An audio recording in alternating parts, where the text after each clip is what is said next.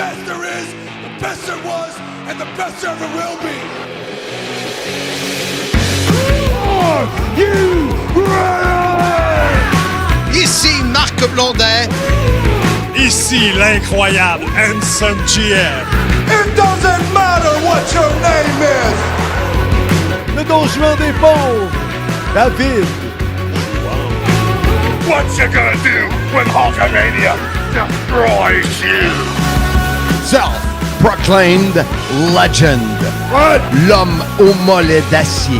What? The Mullet Man, the Mulletator. Vintage depuis 1958. Would you please shut the hell up? Hey yo. Dans le salle. Acknowledge me. Give me a hell yeah. Soyez-y, mesdames, messieurs, le podcast des fans du sport spectacle.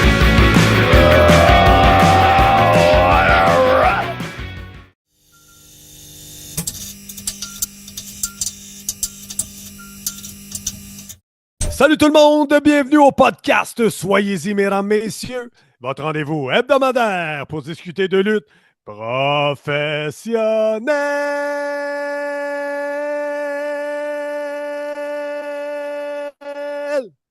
Sacrifice. Mon nom est Handsome GF, en compagnie, bien évidemment, de Mr. Fun International, Top of the World, The Original, Vintage depuis 1958. Self-proclaimed legend. L'homme au nez bouché. Au mollet d'acier. The Mullet Man. The Mulletator. The Initiator. The Influencer. Ah, boy. Comme dirait mon partenaire, Handsome JF. Tous les gros ont de gros mollets. Non, c'est Sylvain Grenier qui le disait que tous les gros ont de gros mollets. J'ajoute à cette liste sourd, aveugle, sénile, amnésique. Amnésie, mesdames, messieurs. En passant, je trouve que tu pousses un peu sur le sénile. Mais tu l'es Calme-toi. sénile à Calme-toi. tous les jours, de plus en plus sénile. Hey, Blondin, on perd pas de temps et passons au segment le plus populaire des ondes. Écoute, j'écoute. Écoute-tu, Marc? J'écoute. Chronique mondaine. J'écoute. Les nouvelles du monde du catch. Écoute. Les potins savoureux. J'écoute. Les blagues pas drôles. Ah non, ça je n'écoute pas. Mais sais-tu quelle heure il est? Mais oui, c'est l'heure des nouvelles de Marc. Mais non. Enfin oui. Mais on dit les nouvelles à Blondin. J'écoute. Partner. Là, Ouais. les nouvelles à Blondin commencent en force. C'est quoi cette voix-là? Qu'est-ce qui se passe avec la santé de Mr. Fun International?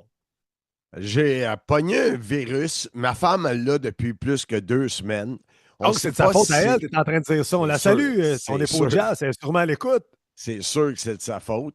On a pogné ça. Elle a pogné ça quand on est allé travailler à l'Estrimont il y a 2 semaines déjà. Oui. Elle étire ça. Écoute, elle a de la misère à J'écoute. remonter. C'est pas évident. Et moi, lundi, j'ai commencé à être faible, à être fatigué, puis pas avoir d'énergie. Et là, ça commence à remonter.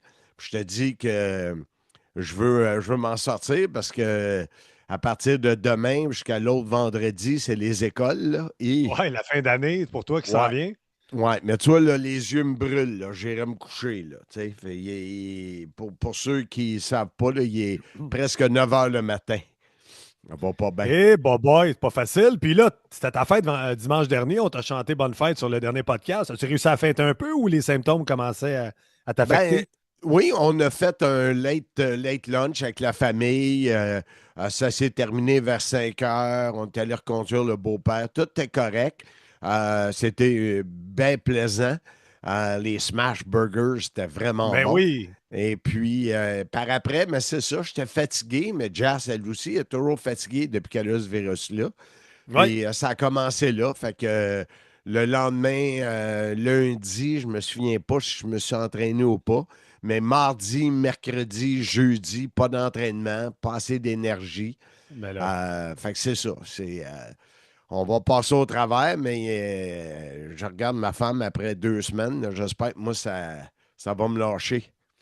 Prompt rétablissement, partner, les auditeurs se joignent à moi pour te souhaiter que ça se règle assez vite parce que là, ton rush d'école, comme tu l'as dit, commence pas mal vite. Là, puis c'est un feu roulant, tout ça. Là.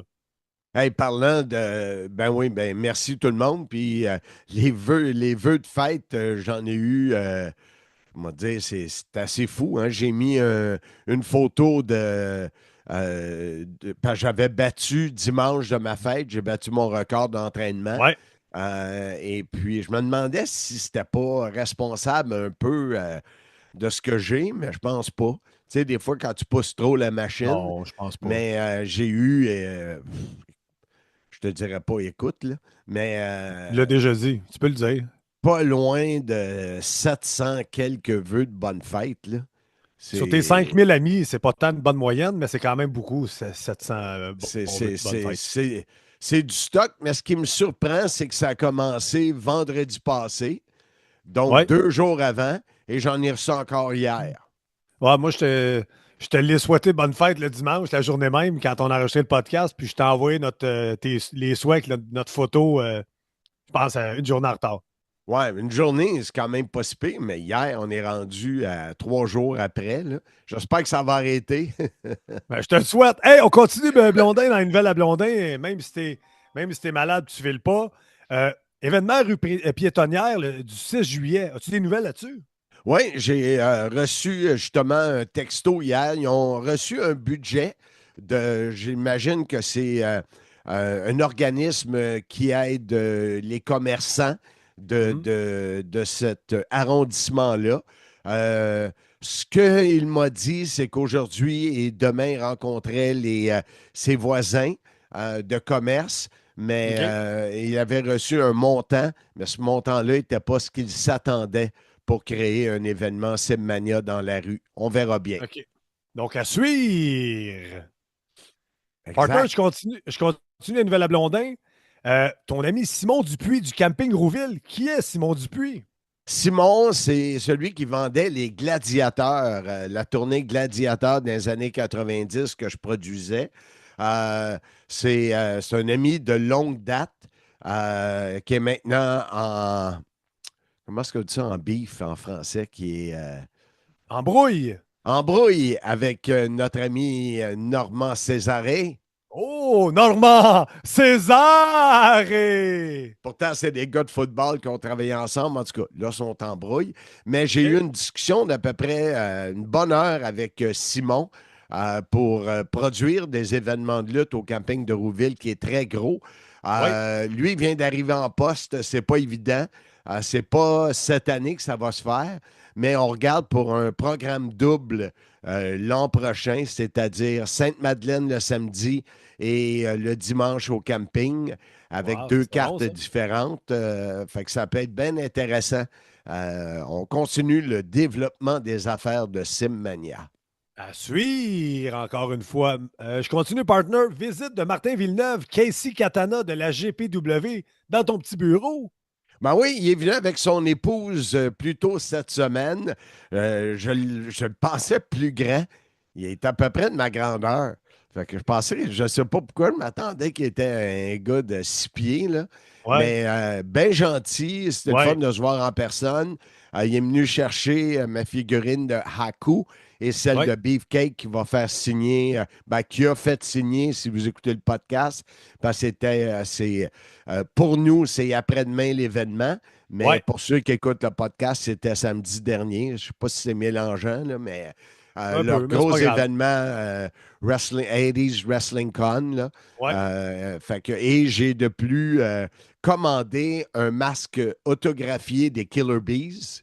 J'ai Oh! commandé le masque autographié de Demolition.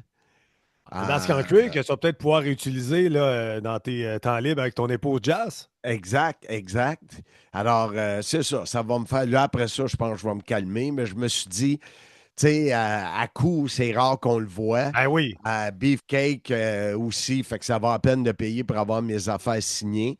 Et je me suis dit, les deux masques, ben, Et surtout là, que j'ai eu le coussin drink que je vous ai montré la semaine passée, Ouais. signé par les Killer Bees. Fait que je me suis payé encore une petite shot, là, mais là, il faut que je me calme. Beefcake, surtout s'il se rend, parce qu'on se rappellera qu'à TOW 8.25, Ouais. je devais l'affronter. Puis c'était cheveux contre cheveux, Ménic contre toi. Ouais. Puis il n'a pas passé aux douanes, notre ami Beefcake. Fait que Non, s'il il se avait rend... été blessé. Il avait été Ah, blessé. c'était blessé, c'est vrai, il avait été C'est blessé. ce Steiner fois-là. qui n'a pas passé aux douanes. Hey, on devrait faire un Amnésie. épisode. On devrait faire un épisode là-dessus, là, la mauvaise chance de la TOW avec les vedettes internationales. Là. Il y en aurait à raconter. Là. Il y avait eu qui, celle qui Samoa avait Joe, Victoria, qui n'avait pas eu son Victoria, passeport. son puis- passeport. Ouais, c'est vrai, il y en avait eu plusieurs. Ah, Hein. vous n'avez pas été chanceux, sérieusement. Là, C'est pas moi qui dealais avec eux autres. Fait que c'est pour ça que ça va mieux, malgré que Tommy Dreamer, pas facile à rejoindre, m'a dire. Ah ouais, t'as pas de nouvelles de lui Seigneur. récemment? Oui, ben, il m'écrit, puis je dis OK, demain, pas de nouvelles. Mais aujourd'hui, j'arrête d'écrire, j'appelle. Il va finalement répondre, c'est sûr, parce qu'il va être tanné de voir mon numéro.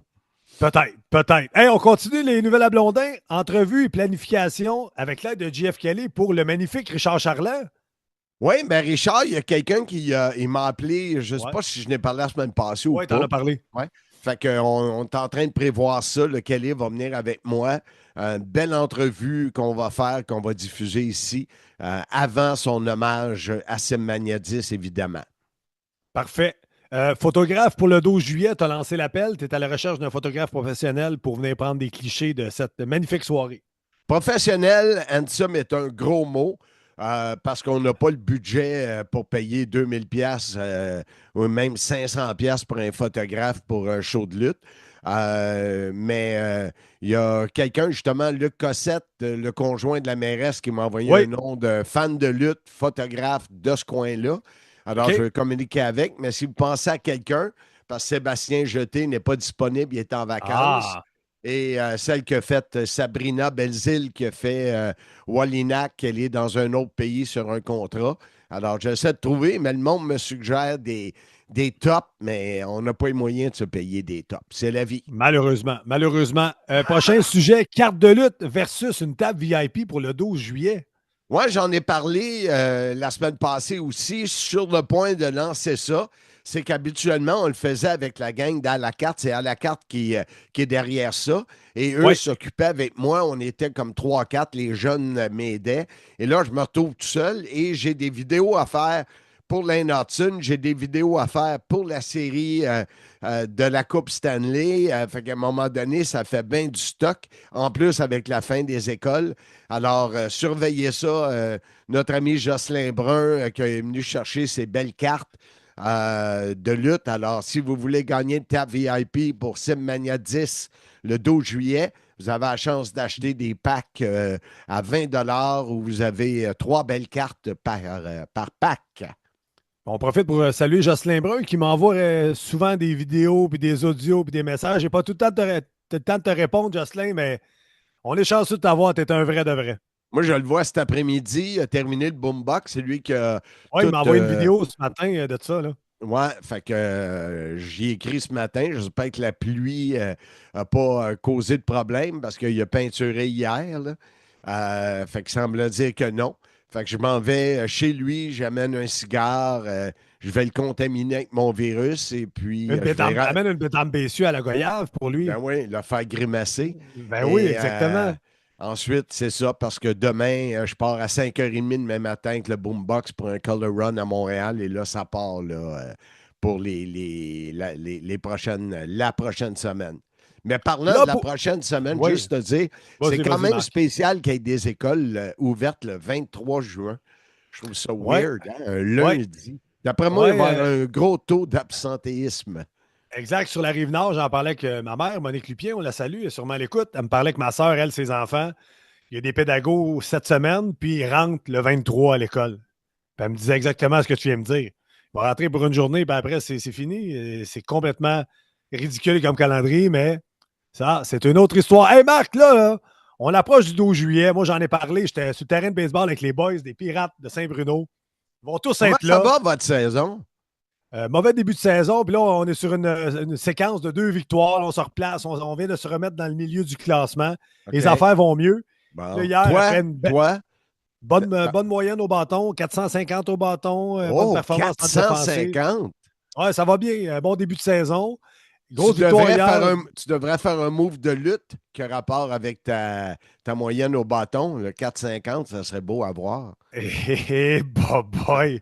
M'a arrangé ma moyenne baisse avant Simmania 10 à Sainte-Madeleine, mais les gars m'ont confirmé qu'ils allaient tous être là hier. Là, OK. je leur ai parlé des différents forfaits. Admission générale, 25 billets premium, les premiers rangées à 35 table VIP à 500 pour 8 personnes et il y a de la bouffe fournie à la table, là, si j'ai bien compris, Marc. Oui, mais ce n'est pas un repas.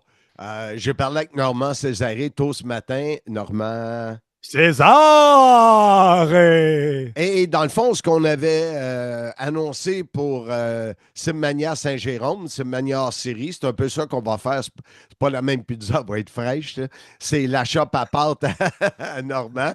Et il va y avoir un plateau avec des pizzas froides gourmet de la chope à pâte qui est installée à Marieville en passant si vous allez dans ce coin-là. Ouais. Et chaque table VIP, mais c'est pas un repas. Là. Tu sais, dans le fond, ça va être peut-être un 3-4 petits morceaux par personne, mais chaque table VIP va avoir ça.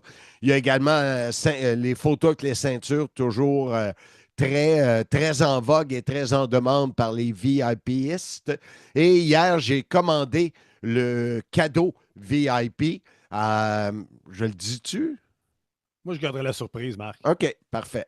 Mais c'est commandé. J'en ai commandé 200 hier. Alors, Okay. Et là, si ça tu, va veux être que un les beau gens petit boivent, souvenir. si tu veux que les gens boivent de la bière à Simmania 10, il faudrait que tu me donnes le contact de la dame. J'ai pas parlé, j'ai écrit à Vanessa ce matin, qui est au loisir de Sainte-Madeleine. Et je lui ai dit, j'ai écrit mon partenaire du podcast, qui est aussi un lutteur, jobber de Simmania, Oui, a lui-même. un poste assez élevé dans la hiérarchie Molson. Alors, gère il pas. peut vous aider, mais il faudrait savoir qui, comment. Tu l'as fait l'année passée, tu Ah leur oui, avais aidé, hein? on y a fait un deal de bière. Il avait été chercher l'épicerie au dépanneur du coin. Exact. Puis À c'était l'épicerie. intéressant. Ah, l'épicerie, donc. Je m'en souviens, tu sais pourquoi? Parce que j'ai passé devant l'épicerie. Je suis allé prendre une douche au pompier parce que j'avais travaillé puis il faisait super chaud. Et je suis revenu à pied parce que j'avais pas de lift. Puis pendant le temps que je suis revenu, j'étais tout trempé en lavette parce qu'il faisait très chaud. Bravo. Ça allait bien, ça allait bien. Donc, là, relance-les. Si tu veux avoir de la bière, là, on Je est l'ai à fait un un mois de matin. l'événement. Je l'ai fait un Parfait. matin. On est tout proche de l'événement. Et parle-nous donc de l'événement, c'est Mania 10. Parle-moi de quelques matchs là, qui vont avoir lieu le 12 juillet à Moi, même te Sainte-Manette. parler- Mets-l'eau à la bouche des clients, Tu- des futurs clients. Tu sais où ça a lieu, hein?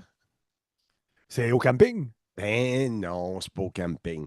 C'est où, Mais, ça? Où ça a lieu? lieu au parc des loisirs rue Bernard, derrière la cantine Bernard, Ouais. sous une immense structure. Et quand on dit ça, ça a l'air d'être comme ça sonne un peu humoristique, mais c'est une patinoire de hockey qui est couverte, entièrement couverte. Puis c'est pas couverte par une toile, là. C'est une immense structure. Ouais, t'as raison, Alors, on fait des farces, mais c'est un super beau setup. C'est puis ce qui est le tout fun, nouveau. c'est que même s'il pleut, il n'y a aucun problème. Là. Tu sais, j'allais être couvert. Fait que, et on a un combat Gorgeous Mike, qui est une des vedettes locales, la vedette locale, qui va affronter Bone Setter, que j'ai toujours bien aimé. Oui. Alors ça va être un combat le fun. Il y a les Blacks québécois, Jérémy Prophète et Brad Alexis, qui donnent toujours un excellent spectacle. Mon ami Brad. Qui vont affronter Québec Forza. Ça m'intrigue de voir comment Frank Milano et Fred Romeo vont cohabiter en équipe. Mais Joey Soprano va être là pour s'assurer que les Italiens, que ça aille bien de ce côté-là. Un combat qui m'intrigue, que j'ai hâte de voir, Novocaine face à Steve Ace, l'adorable Steve Ace. Je l'entends parler depuis des années. Là, je vais le voir de mes propres yeux. On a également un combat intergenre. Ça, c'est la première fois que je vais voir ça sur la lutte indie. Je ne l'ai jamais vu et que je vais en présenter un. C'est, on a Tyler Knox et Mélanie Havoc. Il s'appelle A Fire Inside. Ouh! C'est le nom de leur équipe. Contre Mitch Thompson et Heavy Rocks. Ça, t'as un petit couple dans la Un vie. petit couple dans la vie. Et Surfer Mitch Thompson, qui s'appelle pas Surfer Mitch Thompson, qui a changé son nom. On l'a jamais vu qu'une planche de surf. C'est ça le pire.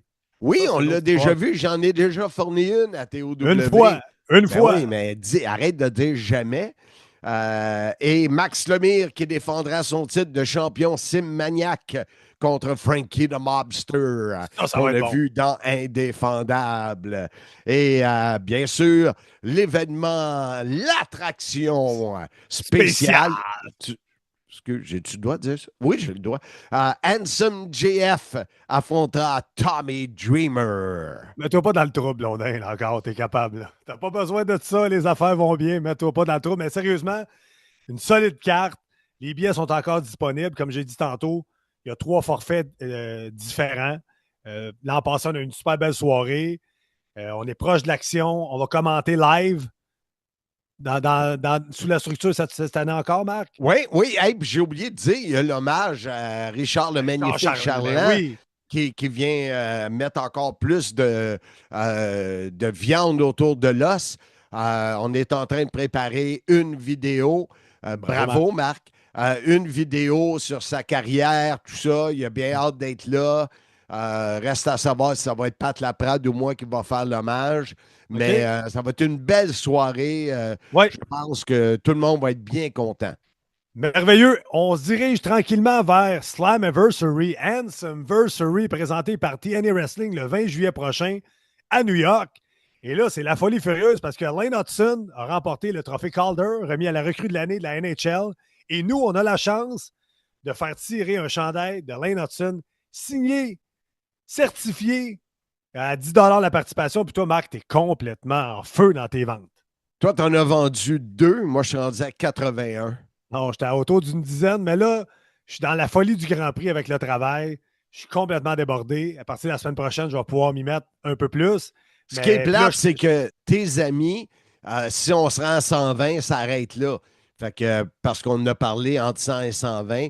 Fait que ça se peut que moi, je sois déjà rendu là. Puis tes amis, ben, ils vont passer à côté. Mais hier, j'ai travaillé plus fort pour inviter les Pirates de Saint-Bruno à Simmania. Je n'aurais pas lancé dans la gorge les deux en même temps. Fait que, un dans l'autre, tu ne seras pas perdant, Marc. Ben, c'est pas c'est nous, parce que oui, cet argent-là nous aide à payer nos dépenses. Mais je tenais que Simmania soit un succès là, aussi, là, parce que tout ça pour dire. Vas-y. Un dénommé M. Kenville, hier, m'a pris... Claude? Non, pas Claude. Il est décédé, je pense, Claude Kenville. Hein? Je pense que oui. Faudrait que j'aille voir, comment tu appelles ça, cette rubrique-là, des personnes La vie des décès? Ouais, mais toi, Marc, parenthèse, t'es-tu rendu à l'âge? Jean-Luc Kenville m'a pris 20 participations. La chronique nécrologique dans le journal. T'es-tu rendu à l'âge de regarder ça, toi, avec ton épouse, feuilleter, voir si t'as du monde que tu connais qui sont décédés? Non. Pourquoi tu réagis pas à 20 participations de Jean-Luc? C'est incroyable. Il veut le chandail, là, parce que Lane Hudson, c'est hot, là. Quand je suis allé faire des petites vidéos à la carte au trade show à Longueuil, il y avait un monsieur qui vendait le chandail de Lane Hudson, puis il disait que ça tournait autour de 800 à 1000 $. Ça, c'est avant qu'il soit nommé recrue de l'année. Fait que là, c'est hot, là, parce qu'il n'y en a pas beaucoup en circulation des Lane Hudson signés. Là. Non, et ça, c'est en collaboration avec nos amis d'À la carte, d'ailleurs, ce tirage-là. Présentateur officiel de Simmania 10. Oui, tu fais bien de me le rappeler. Et aussi, on a eu une douche d'eau froide cette semaine quand on a vu le prix de l'hôtel à New York. Hey, boy! On est habitué, nous autres, à 119, 129 US. Là, c'est 300 Canadiens. Je suis en train de me demander si je vais emmener mon épouse là. Écoute, ça change beaucoup de choses. Je parle aujourd'hui avec Jonathan de GMT. Oui. On s'est écrit hier soir. On se parle aujourd'hui. Pas sûr qu'il y a quelque chose pour nous, mais on va essayer de le vérifier. Et j'ai un chandail de Guy Lafleur à faire encadrer. Il faut que je l'appelle, Jonathan, moi. Bon. Et je pensais que tu disais on va le faire tirer pour aller à New York. Guy Lafleur. Ben oui, mais je pensais que tu t'en allais dire ça, là, dans ta générosité. Je m'en allais dire que la présentation pour Wallinac a été envoyée ce matin avec tout ce qu'on leur donne. Et en plus des vidéos que je ferai sur place là-bas à New York. C'est un de mes appels parce que là, je suis ici jusqu'à midi à mon bureau parce que j'attends la fameuse botte de Rick Martel. On m'a promis entre 8h30 et midi aujourd'hui qu'elle serait livrée. Fait que j'attends ça avec impatience, ma botte. La botte sera livrée, suivie d'un huissier qui va venir la saisir pour la ramener à Rick à Québec. Hey, pas de nouvelles là-dessus, Rick Martel, sur le podcast? Non, j'ai pas relancé Bertrand, mais tu sais que Bertrand, ayant perdu sa mère et tout ça, là, il est comme pas dans le beat. Il y a tellement de choses à faire. C'est un peu lui qui s'occupe de tout dans la famille, là, avec son frère. Fait qu'on va le laisser respirer un peu, mais c'est sûr qu'il va y avoir un suivi de fait pour essayer de régler ça, là. Donne-moi son numéro, Rick Martel. Je vais l'appeler, moi. J'en règle Ouais. des dossiers quand je parle au téléphone. T'es supposé d'appeler Richard Charlem, tu l'as pas fait. T'es supposé d'appeler le Viking, tu l'as pas fait. T'es supposé de... Puis tu t'en donnes 50, non, t'es supposé d'appeler. Tu me rappelles même pas, moi. Charland, je l'ai appelé, il a été de retour. Vous êtes réconciliés grâce à Hanson GF. Oublie-le jamais, Marc. Bon. Hey, on termine les nouvelles à podcast, les nouvelles à Blondin. Hey, j'en repère. On termine bien. les nouvelles à Blondin en parlant de Simmania 11, le dimanche 21 septembre prochain, à la fameuse salle à Val-Espoir de Mirabel. Là, tu es en train de tout préparer là-dessus. Oui, exactement. Là, je suis en train de préparer la carte avec mon ami André Terrien, mieux connu sous le nom de...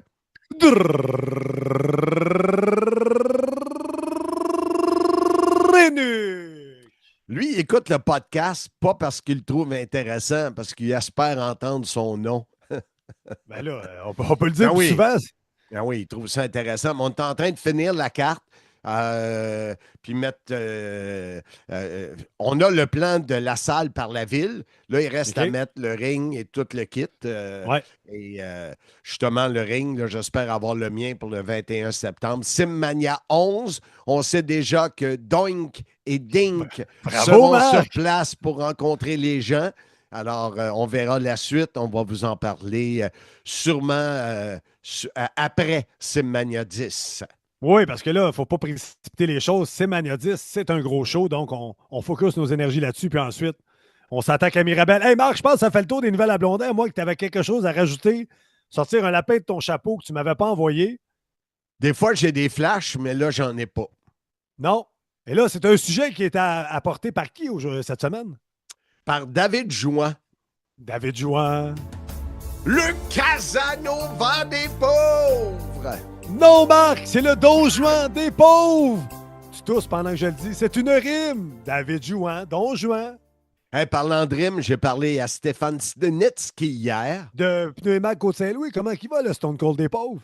Ben, on devait souper ensemble hier. Je devais aller souper chez lui, mais je veux pas le contaminer de mon virus Ben là, quand il sort d'une non. opération. Fait qu'on s'est dit qu'on va remettre ça après les écoles, là. Mais il va bien.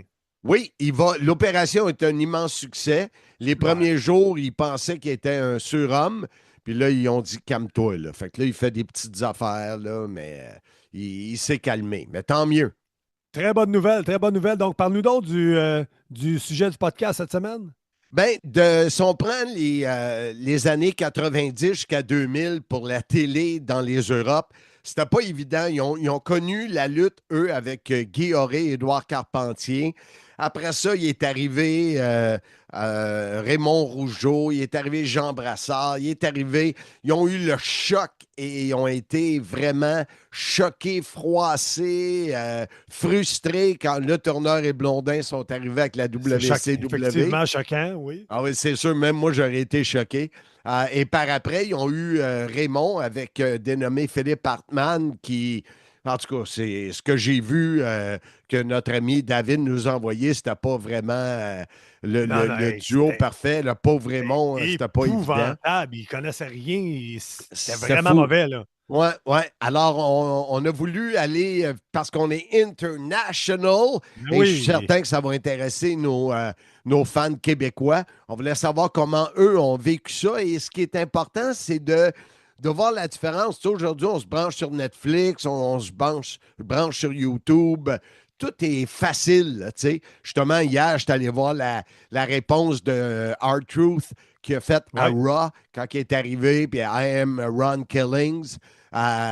Alors, tu sais, c'est facile aujourd'hui. Tu prends quelques minutes, mais fin des années 90, début 2000, c'était pas évident. Et on a Vincent Brun. Et je ne suis pas Oh! certain que tu as raison que c'est un cousin éloigné de Jocelyn Brun. J'ai Mais pas entendu le dialecte de Vincent. On va voir si ça se marie un peu avec Jocelyn. d'après moi, ça se divorce avec Jocelyn. Mais Jocelyn m'a dit que son arrière-grand-père venait de là-bas. Alors, Oh! ça se peut bien. On va les mettre en contact les deux. Mais lui, il a un podcast qui s'appelle Wrestling Clinic. Et Ouais. c'était un maniaque, qui est encore un maniaque de lutte ou de catch. Alors, je vous le présente. C'est notre premier invité cette semaine. Il est connu sur les internets sous le nom de Vinny Brun. Son vrai nom est Vincent. Alors, le voici. Je l'ai interviewé pour savoir comment ils ont vécu cette période-là à la télé de la lutte professionnelle en France. Voici donc Vincent Brun.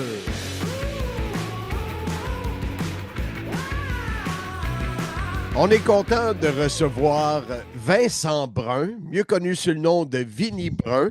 Et ce qui est drôle, Vinny, je vais t'appeler comme ça parce que c'est ainsi que les amateurs de catch te connaissent. Nous, ici, on a Jocelyn Brun, qui est un personnage très, très, très coloré, qui suit nos événements un peu partout. Et désolé, le téléphone qui a sonné, mauvais moment. Et Jocelyn me disait que ses arrière-grands-parents viennent de la France. Alors, Ah, si tu as une chance, va googler Jocelyn Brun et tu vas être sur le choc s'il est parent avec toi. tu sais, Marc, je sais pas quel est le nom de famille le plus connu du Québec, mais chez nous, les Tremblay, Bruns, probablement, Tremblay. voilà, eh ben, c'est l'équivalent de Tremblay. Voilà, je Ah, pense que ouais? Brun, c'est un nom, c'est comme Martin, tu vois, c'est des noms de famille qui sont très, très, très répandus en France. On est, je sais pas combien, je crois que c'est peut-être dans le top 40 des noms de famille français, quoi.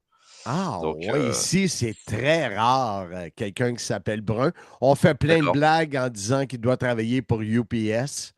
Mais je ne sais pas si vous appelez ça, vous autres, UPS en France. Ouais, UPS, on a en Tu sais, France. les, camions, C'est les moins connu que camions vous, bruns, mais là. ouais. UPS, ouais. Écoute, on va parler du sujet parce que c'est le fun de s'amuser et tout ça, mais quand même, on veut discuter. Vinny, il y a eu une période, et là, dans la tête des gens, il faut se rappeler que dans le début des années 90 vers 2000, on n'est pas à la même place côté Internet, côté disponibilité. On est loin de là. Toi, tu as commencé à suivre le catch à peu près vers quelle année? 1992, fin 1992, avec l'émission Superstar sur Canal+. Voilà, le réseau français Canal+, qui diffusait le catch, qui était à ce moment-là le seul diffuseur de catch en France. Et ouais, j'ai commencé alors j'ai commencé la dernière émission de Édouard Carpentier avec Guy Auray. La Et la semaine dernière. d'après, ouais, je suis arrivé sur la dernière d'Édouard Carpentier. OK. Et semaine d'après, j'avais Raymond Rougeau comme commentateur régulier avec Guy Auray. Est-ce que tu es allé voir ou écouter d'autres épisodes du duo Carpentier-Auré? Oui, Aussi, oui, tu es allé? par curiosité, oui, effectivement, c'est pas du tout. Alors, déjà, Guy était un commentateur plus face que heel avec Edouard. Il a pas été en majorité dans toute leur carrière heel comme il a été avec Raymond Rougeau. Donc, c'était un autre Guy Auray surtout que je découvrais plus qu'un Édouard Carpentier, tu vois. Comme vous voyez, je suis tout seul aujourd'hui dans un... Un instant, Carpentier, là. Laisse-moi le temps de parquer mon truck, ok? C'est bien Qu'est-ce qu'il y a? Eh bien lui Oui, Ah, c'est dis moi. donc, T'es déguisé, c'est pas possible. Non, j'étais avec mon pote, le bagarreur de Brooklyn. Ah, je croyais que c'était le bagarreur, c'est pour ça que je regardais. Ouais. Tu lui ressembles T'as vu ma vraiment. casquette? Et tu parquais quoi, tu m'as dit? Mon truck. Ton truck, Oui, ton char. c'est ça. C'est ça. Comme au Québec. Ah, dis Dis donc, t'as vu ma casquette? Ah oui, elle est belle, hein? Hein? Oh là là. T'as vu elle ce est qu'il y a belle. écrit dessus? WrestleMania 8. J'ai travaillé avec les deux, moi. Deux personnages vraiment à l'opposé un de l'autre, je peux te dire ça. Ça, je veux bien te croire. Si tu as pensé quoi parce que tu savais, j'imagine, que Raymond est un catcheur. Bah, je l'ai su quand il parce que faut que tu saches que j'avais 3 ans et demi quand j'ai commencé à regarder du catch, donc Raymond Rougeau, 3 ans c'était et demi? oui, eh oui. J'en ai 36 Wow! aujourd'hui, Marc, donc forcément, 3 ans et demi, effectivement. Donc résultat, c'est vrai que bon, bah, Raymond, j'ai compris que c'était un catcheur parce qu'il le disait et parce que Guy lui faisait des références, «Tu es le fabuleux», il disait tout le temps, tu sais, il disait, Ici Guy Auray en compagnie du fabuleux Raymond Rougeau. Et nous allons assister. Bonjour Raymond. Bonjour Guy! Pour une fois que je te dis bonjour. Oui, Raymond. j'en profite, oui.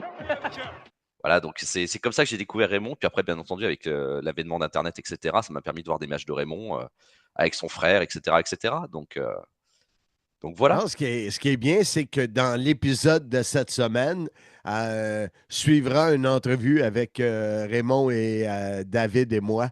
Alors, Ça, tu es ça. c'est un J'aime- immense honneur parce que j'avais la primeur, comme on dit chez vous. Et c'est vrai que je suis hyper honoré déjà de te parler, mais surtout aussi de savoir que je suis dans la même émission que Raymond Rougeau. C'est complètement. C'est la lune, quoi. C'est l'univers C'est qui est. complètement dingue, mesdames, messieurs. C'est exactement ça. Et puis d'entendre mesdames, messieurs. Tu sais que, Marc, je te fais une petite dédicace entre guillemets. Ma première émission que je fais sur Wrestling Clinic en abonnement payant pour la Monday Night War, je présente l'émission et je te pique tes phrases. Je dis Wow. bienvenue ici à la lutte Monday Night War sur Wrestling Clinic. En fait, je faisais la même présentation que toi quand tu présentais Nitro. Voilà, pour te rendre hommage, Ah, c'est c'est donc ce que j'ai. gentil. Voilà, c'est comme ça que j'ai commencé. On, Parce que on va en j'attendais que par- tu présentais, on va en parler de Wrestling Clinic. Après, j'ai des questions pour toi pour bien sûr. découvrir et faire découvrir ça aux gens, aux fans de lutte. Donc, tu as connu, on poursuit, tu as connu Auré Rougeau. Et par la suite, c'est devenu, lorsque Guy Auré a été effacé de la map par Vince McMahon, ça a été l'arrivée de Jean Brassard. Exactement. C'était milieu de l'année 94, si j'ai pas de bêtises. Exactement, c'est en 1994. J'ai de l'air intelligent, mais je prends les notes de David Jouan qui m'a envoyé le Casanova des pauvres. Et David c'était Chouan. quoi pour un fan de catch jeune comme toi d'avoir quelqu'un comme Jean Brassard qui était possiblement le tout premier où on pouvait savoir qu'il n'y avait pas un background de lutte, de catch? Bah, je t'avoue qu'au début, j'étais un peu déçu parce que je m'étais bien habitué. Pourtant, quand j'y réfléchis, tu sais, quand tu es enfant, le temps est largement plus long parce que t'as pas tout découvert, donc tu vois pas la même chose. Donc pour moi, Guy Auret et Raymond Rougeau, ça a duré 1 an et demi. Mais en fait, pour moi, j'avais une espèce de timeline qui devait durer 5 ans, tu vois, dans ma tête. Ben Pour moi, oui. c'est comme si je l'avais toujours connu. Donc, du jour au lendemain, parce qu'en plus, il est parti comme ça, il n'a pas annoncé son départ. Guy, la semaine d'après, il était plus là et c'était Jean Brassard. Donc, l'adaptation a été très compliquée pour moi au début. J'avais beaucoup de mal parce que je voyais qu'il connaissait pas le catch. Et c'est vrai que je me disais pourquoi il présente le catch alors qu'il ne le connaît pas. Pour moi, c'était dans ma tête d'enfant de 5 ans, je comprenais pas. Salut la compagnie et bienvenue à votre bulletin spécial SummerSlam, la rage de l'été en direct de la World Wrestling Federation avec votre tout dévoué serviteur Jean Brassard. Alors, c'est très bientôt le 29 août que ça va faire ouch dans le tout nouveau United Center à Chicago en Illinois. Il faut le voir pour le croire, vous n'avez qu'à consulter votre téléhoraire pour la diffusion. Mais je me suis déjà, habitué à lui après. déjà que quelqu'un à 5 ans suive le catch, c'est très jeune. Puis tu as commencé à 3 ans et demi, mais voyons donc. Mais quel type de parent accepte ça de son enfant? Eh ben, je sais pas, des parents qui me faisaient confiance, je sais pas, qui trouvaient que peut-être le monde du catch était très lumineux, très coloré, et que ça ne posait pas de Ouais. problème que je regarde ça, je pense, à mon avis. C'était une époque de personnages aussi, hein? Ouais, Fait que, effectivement. et parlant de personnages, ben Jean Brassard amenait un coup que tu acceptes, un coup que tu découvres, il amenait beaucoup de couleurs. Exactement, c'est ça. Il y avait un bon équilibre, je trouvais, avec Raymond. Oui, moi C'était un aussi, bel moi équilibre. aussi. Et par la suite, le choc, la dépression, la fin du monde, la WCW arrive en France. Et comme tu l'as dit pour Brassard, pour Auré, pour Carpentier, jamais vous étiez prévenu Alors, tous ces événements-là, c'était des surprises une après l'autre, sans préparation, sans rencontre chez votre psychologue ou psychiatre. Absolument pas. Ah non, la violence était là. C'est-à-dire que voilà, oui, tu regardes Superstar la semaine dernière et puis la semaine d'après, on te parle d'un produit, d'une organisation que tu ne connais pas, que tu ne savais même pas limite qu'elle existait, parce que Internet était assez balbutiement fin 96, début 97. Donc quand t'as, ouais, j'avais donc 7-8 ans. 7-8 ans et c'est vrai que bon bah voilà, c'est fou. Mais c'est vrai que bon bah comment t'expliquer? Bon, premier épisode de Nitro, je me rappelle que je crois que le premier match que vous commentez pour Canal, entre guillemets, c'est genre VK Wall Street contre Jim Duggan, tu vois. Bonne année 97. Bienvenue à la lutte WCW Nitro de la WCW. Ici Marc Blondin. À mes côtés, Michel Di Le Sieur, le tourneur. Absolument, et à la demande générale, mesdames, messieurs, je suis là et j'y suis pour rester. Pour rester? Absolument. Pas trop longtemps, j'espère. Vous verrez dans les autres émissions, mon cher Blondin. Voici un dur de la WCW, Mike Enos. Il affrontera Monsieur Wall Street, que vous connaissez bien. Absolument. Du moins, c'est ce qu'on dit. Absolument. Un grand ami qui me donne en ce moment des cours pour gérer justement certaines propriétés que j'ai en Amérique du Nord. C'est le typhon de la finance. Et en fait, ce sont des personnages que je connaissais d'avant. Et je me suis dit, mais attends, mais c'est marrant parce que c'est tout nouveau et je comprends pas ce que je regarde. Mais les mecs qui sont dedans, je les connais. Mais ils n'ont pas les mêmes noms, certains, et ils n'ont pas du tout le même rendu, tu vois. Donc, je crois Hogan, je crois Savage. C'était une soirée de sosie. Bah, en fait, pour être sincère avec toi, je me suis dit, ah, mais ils étaient là, en fait, ceux qui sont partis. Tu vois? Je me suis dit, tous ceux que je vois plus du jour au lendemain, des catcheurs, tous ces catcheurs-là, ils sont passés dans cette fédération de la WCW. Et comment tu as reçu la WCW? Comment tu as reçu ce duo bas de gamme d'animateurs? Ah non, pas bas de gamme du tout. Mais par contre, j'ai mis du temps avec vous deux, avec Michel, sur le côté où vous étiez tout le temps en affrontement par rapport à la NWO, etc., etc. Vous alliez vachement fort, hein, des fois, hein. Et je trouvais que je me disais, mais comment ils arrivent à cohabiter parce qu'ils ont l'air vraiment de ne pas pouvoir se blairer, quoi, les deux. C'est incroyable. Chose qu'on n'avait pas forcément autant avec Guy Auret et Raymond Rougeau, tu vois, par exemple. Même s'il y avait ce côté heel, face, etc., etc. Mais je peux te dire que dans la vraie vie de tous les jours, c'est encore comme ça, le tourneur et moi. Ah oui? Parce que j'étais persuadé que vous étiez dans la comédie, tu vois. Ah oui, mais on reste dans la comédie, dans les vrais faits quotidiens aussi. Je veux te conter une anecdote. J'ai un de mes amis qui s'appelle Alain, et Alain était avec moi à un moment donné, et je traitais toujours le tourneur de con. Tu sais, nous, au Québec, on dit t'es épais, mais épais. Vous autres, c'est un con, j'imagine. Ouais. C'est négatif. Et le tourneur vient me voir, puis j'étais avec Alain, il dit là, je suis vraiment, mais vraiment à bout que tu me traites de con. Puis moi, je lui réponds, ben oui, mais t'es con. Et lui, mon ami Alain, 30 ans plus tard, rit encore de ce moment-là où le tourneur est resté comme tellement surpris que je lui dis, je lui confirme qu'il était con. C'était pas juste un personnage. Mais tu sais que j'étais très surpris, en parlant de Michel et même de Jean Brassard, de savoir qu'ils étaient québécois. Parce que pour moi, c'était des Français, puisqu'ils n'avaient pas d'accent. Oui. Et on va dire que c'est ce qu'on vous demandait, je pense. On vous demandait d'avoir quelqu'un de québécois et quelqu'un qui est pour faire un équilibre, peut-être, je sais pas, parce que ça m'a toujours surpris, ça. Écoute, nous, on a, sur notre podcast, dans les derniers mois, j'ai fait la réconciliation. Je me suis réconcilié avec mon animateur avant le tourneur à la WCW, qui est Richard le Magnifique Charland. Et on était 30 ans en brouille, justement parce que lorsque la WCW est arrivée. Nous, on a fait à RDS, qui est une chaîne sportive au Québec, on a fait les premiers balbutiements. Mais 92, 93 là, de la WCW. Et quand le gros contrat est arrivé, 97, fin 96, je ne pouvais pas prendre Richard. Richard était un catcheur avec un franc-parler, avec un accent québécois prononcé, un français douteux, je peux dire douteux. Même moi, je n'ai pas le meilleur français au monde, mais je peux me débrouiller.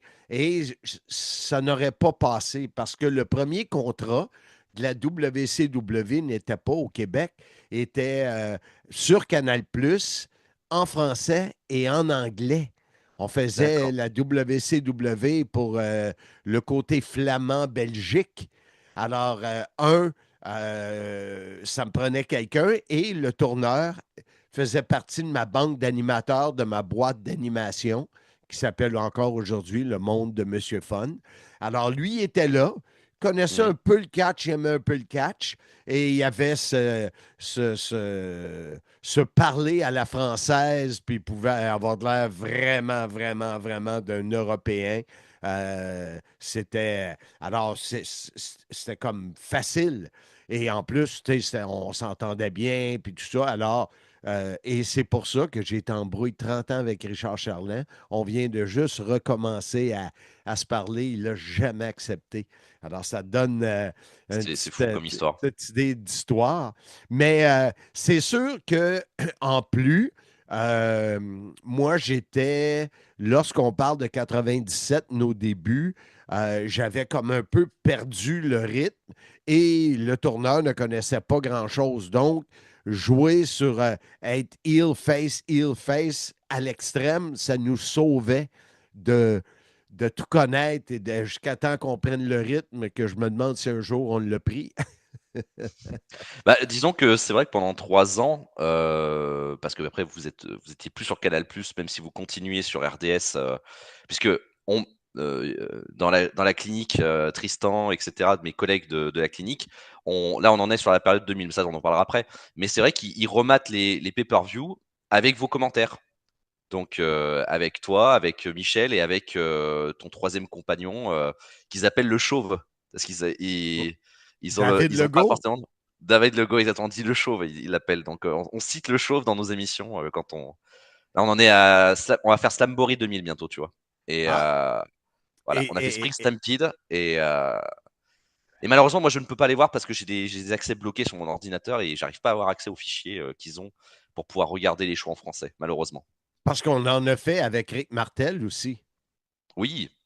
Mais Rick Martel, tu avais fait des nitros avec lui dans les fin des années 90 aussi. Oui, mais on a fait beaucoup de pay-per-view. Je me souviens, je me déguisais pour les promos en cowboy, en beach, en disco. J'avais toutes sortes de costumes que j'ai encore pour ma boîte d'animation. Mais oui, et en passant, la phrase fétiche de David Legault, dites non au poil. Ah ouais, c'est ça, c'est ça. Il disait toujours ça. David, ça fait longtemps que je ne l'ai pas vu. Et on était là, à peu près 3 ans.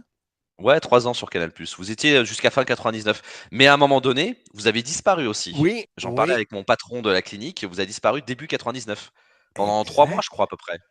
Et je ne comprenais pas. Je cherchais sur le programme de Canal+, ce qui se passait, pourquoi vous n'étiez plus là, quoi. Et d'un coup, vous êtes revenu comme en claquant des doigts. Mais c'est les fans qui ont fait qu'on est revenu, ce qui est quand même surprenant. Les fans qui ont eu de la misère à nous accepter au début, qui ont fait en sorte qu'on revient. Je me souviens, j'entends encore le tourneur remercier les fans de notre retour parce que pour moi, dans tous les contrats que j'ai faits dans le monde du catch, celui de la WCW était de loin le plus payant. Alors, c'était le fun de revenir. D'ailleurs, j'aimerais saluer, d'après mes calculs, monsieur le tourneur, c'est cette émission qui sera la première revue, si je peux utiliser l'expression, en France, puisqu'on a été pendant 3 mois où on n'était pas sur les ondes. Alors, tous les fans français, Romain, celui qui écrivait le fameux feuilleton de nos conneries hebdomadaires, eh bien, on vous salue tous. On est bien heureux que vous ayez réussi à ramener la WCW dans vos salons. Ben, c'est intéressant. Alors, une fois de plus, bonjour à la France. Salut Français! Et j'aimerais aussi saluer tout le monde qui, en ce moment, c'est la fête du printemps québécois à Paris. Mais pourquoi les Français sont pas capables de se payer un printemps à eux? Oui, le printemps, il est déjà arrivé depuis un bout de temps, idiot. Et ça a été moins le fun de le perdre. Mais notre façon d'animer après le choc, exemple, et c'est comme ça que j'ai découvert Christophe, avec les échanges de courriels au début. Est-ce que ça, c'était nouveau, là? C'est pas quelque chose qui s'est fait. Je pense pas que ça s'est fait beaucoup dans cette période-là. Comment est-ce que pour vous autres, c'était spécial? Bah, moi, malheureusement, j'étais trop petit pour t'écrire, mais j'avais très envie de t'écrire. Parce que j'avais noté mfun.com, etc. Je me rappelle. Et j'ai dit, on peut vraiment écrire à Marc Blondin pour qu'il nous parle. Tu sais, j'y croyais pas trop au début. Je croyais que c'était peut-être des gens que tu sélectionnais comme ça, que tu connaissais, tu lisais leurs trucs. Et je me rendais compte que non, en fait, c'était totalement du hasard. Et tu sélectionnais un peu, je pense, indirectement, tu sélectionnais vraiment au hasard les commentaires. Ah oui, même les négatifs. Même les négatifs, ouais, il y avait de on tout. les disait. Parce que je me rappelle qu'il y avait des gens qui critiquaient, tu les citais, puis tu leur disais, bah, continue à nous écrire, etc. J'aimais bien, ça me faisait beaucoup rire. Mais mais oui, vas-y. non, mais en tout cas, ce qui est sûr, c'est que si tu parles d'adaptation du produit, entre guillemets, de vous, toi et Michel, franchement, je pense que j'ai mis peut-être, même pas 2 mois, quoi. Après, c'était fini. Pour moi, vous étiez dans ma tête, vous étiez dans mon univers. C'était fini. Voilà, je regrettais de plus entendre Raymond et Jean, mais j'avais maintenant Michel et Marc et ça m'allait très bien. En plus, on était sur une période hyper nerveuse de la WCW avec la NWO, etc. Sting. Et toutes les semaines, il se passait des trucs complètement dingues. Donc, puis, on n'avait que 45 minutes de catch, Marc. Ouais. Pas d'internet, Tu étais notre rendez-vous du matin avant l'école. Je veux dire, c'était très important pour moi. J'ai même simulé une maladie pour Bash at the Beach 97, pour te dire. Parce qu'ils avaient programmé ça quand j'étais à l'école. Bah, j'ai fait croire à mes parents que j'étais malade et j'ai pu voir Bash at the Beach. Je voulais pas le voir en cassette enregistrée, attention. Hein. C'était hyper important. Wow, c'est quelque chose. Et tu sais que Bash at the Beach, je te raconte une petite anecdote comme ça.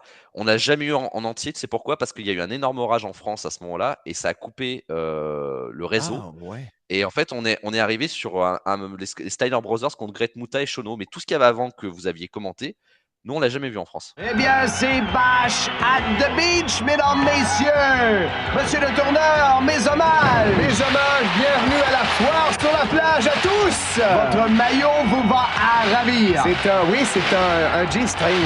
G-string. Mignon, ben avec le corps que je me fais, c'est normal. C'est vraiment j'en ai un bretelle. Non, vous en avez un vache de Des années 50. On en rend 4 comme vous, là. Eh bien, cette semaine, mesdames, messieurs, à Bash at the Beach, une émission très spéciale. Nous aurons plusieurs combats. L'as-tu revu par après? Bien sûr, mais je ne l'ai pas eu avec tes commentaires, par contre. J'avais pas tes commentaires. J'ai vu le show, bien entendu, comme ça, avec les commentateurs américains. Mais ce morceau de show qui a jamais existé, entre guillemets, sur Canal+, c'était assez, vous voyez, c'était encore original pour vous, quoi. Vinny, parle-moi justement des commentateurs américains. À quel moment l'amateur de lutte en toi s'est senti obligé ou attiré, si c'était le cas, par le côté anglophone américain? Début des années 2000. Parce que déjà, je récupérais des cassettes, tu vois, pour regarder des TV de SmackDown, de Raw, etc. Et bien entendu, c'était tout en anglais. Donc, je me suis habitué à ça. Puis après, Internet a fait le travail, tu vois. Après, tu récupérais des choses sur plein de sites X ou Y. Et c'est pour ça. Et c'est vrai que je me suis délecté à ce moment-là du commentaire français, même si j'aime beaucoup Christophe Ajus et Philippe Chéreau. C'est vrai que je n'ai jamais été biberonné par eux, tu vois. Je les regardais, hein, mais j'avais toujours un complément d'autres choses. Parce que forcément, après, avec Internet, on avait les shows complets. Qu'eux, ils n'avaient pas les shows complets à ce moment-là, tu vois. Exact. Donc, c'était pas la même accession, tu vois, comparé à vous, à votre époque ou autre, tu vois, ou avant. Il y a David Jouan, son idée de la thématique de cette semaine, c'est de parler du duo Raymond Rougeau, Philippe Hartmann et le type d'émission qui était présenté après la Oui, WCW. J'aimerais exactement. bien t'entendre là-dessus. Alors, là, c'est pas ma meilleure période parce que alors, j'étais content de revoir enfin de réécouter Raymond, de retrouver la WWF aussi, j'étais très, très content, même si j'étais aussi déçu depuis tu sais, c'est toujours ça, c'est des cycles. Un Ouais. cycle de déception, là, on passe sur un cycle de déception où tu es concerné et puis on repart sur quelque chose qu'on connaît. Donc on n'est pas, comment dire? On n'a pas d'adaptation, tu vois? Mais je t'avoue que non, par contre, la période 2000-2001, jusqu'à fin 2001, ça a été très compliqué parce que déjà le format Superstars, c'était pas bien du tout. Non. Parce qu'il y avait trop de choses qui n'avaient rien à voir avec le catch. Genre, on en discutait avec Tristan, mon collègue, où il nous disait, je crois avoir vu genre China dans un épisode de je sais pas quelle série télé au moins 20 fois, comme si elle avait fait 13 saisons alors qu'on en a rien à foutre. Et tu vois, et au lieu de ça, on nous faisait pas voir des choses importantes qui avaient eu à SmackDown ou à Raw. Des fois, on passait à côté, et on le voit en faisant la Monday Network, on avait passé à côté de choses cool, hein, et on n'avait pas la même perception du booking, des storylines, etc., à cause de leur façon de proposer le programme. Et puis bon, bah, Philippe Hartmann, c'est peut-être pour moi l'un des pires, si ce n'est le pire commentateur catch que j'ai eu de ma vie, quoi. Phew. Et pourtant, on en a connu, hein. Je Mais com- vraiment, j'ai rien contre cette personne, attention, il Non, m'a non, rien non, fait de non, mal, hein. non, non. Et je Paraît que c'est un l'excuse chic même parce type. que voilà, et je l'excuse même qu'on l'ait parachuté dans ce monde qu'il ne connaissait pas. Mais si on doit juger, entre guillemets, son travail et sa façon de commenter, il était complètement perdu dans le commentaire et on voyait que ça matchait pas avec Raymond des fois. Ils étaient sur deux mondes complètement différents. Ça avait l'air d'être très compliqué en tout cas. Oui, j'ai eu des extraits et notre ami David Jouan, le Casanova des pauvres. David, lui, il revient toujours sur les raviolis. Les raviolis, ah ouais, Ouais, ça il y j'ai pas la avait, référence. je pense, c'était Nick Foley Ouais. qui avait sorti en canage du ravioli déjà cuit, là, puis il y avait des pubs de ça. Ah c'est Ça ça, c'est le... Chef Boyardee. Et oui, je m'en C'est rappelle. Parce ça, qu'il y avait c'est Kane, ça. il y avait ils en avaient plein qui faisaient ça. Ils faisaient des pubs pour des raviolis en boîte. Ouais, ça, je me Ah rappelle ouais, de ça. lui, ça l'a marqué, ça, comment c'était ridicule de voir des pubs de Chef Boyardee au lieu d'avoir du catch.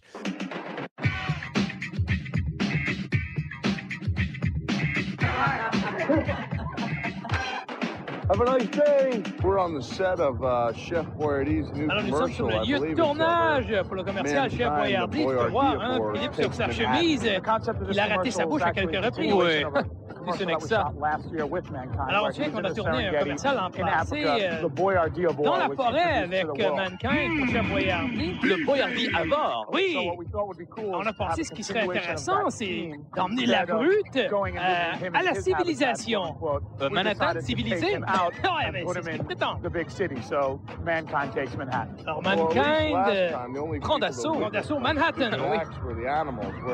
Je me sens peut-être plus à l'aise quand même avec les animaux, mais là, aujourd'hui, je suis ici à Manhattan, habillé comme ça, devant des millions de fans. Moi, je dis gênant. Absolument. Moi, je dis qu'il cadre bien quand même. Donc, par la suite, tu as, mettons, cette décennie-là. Et après, malgré tous ces changements-là, tu es resté très accroché au catch encore aujourd'hui. Là.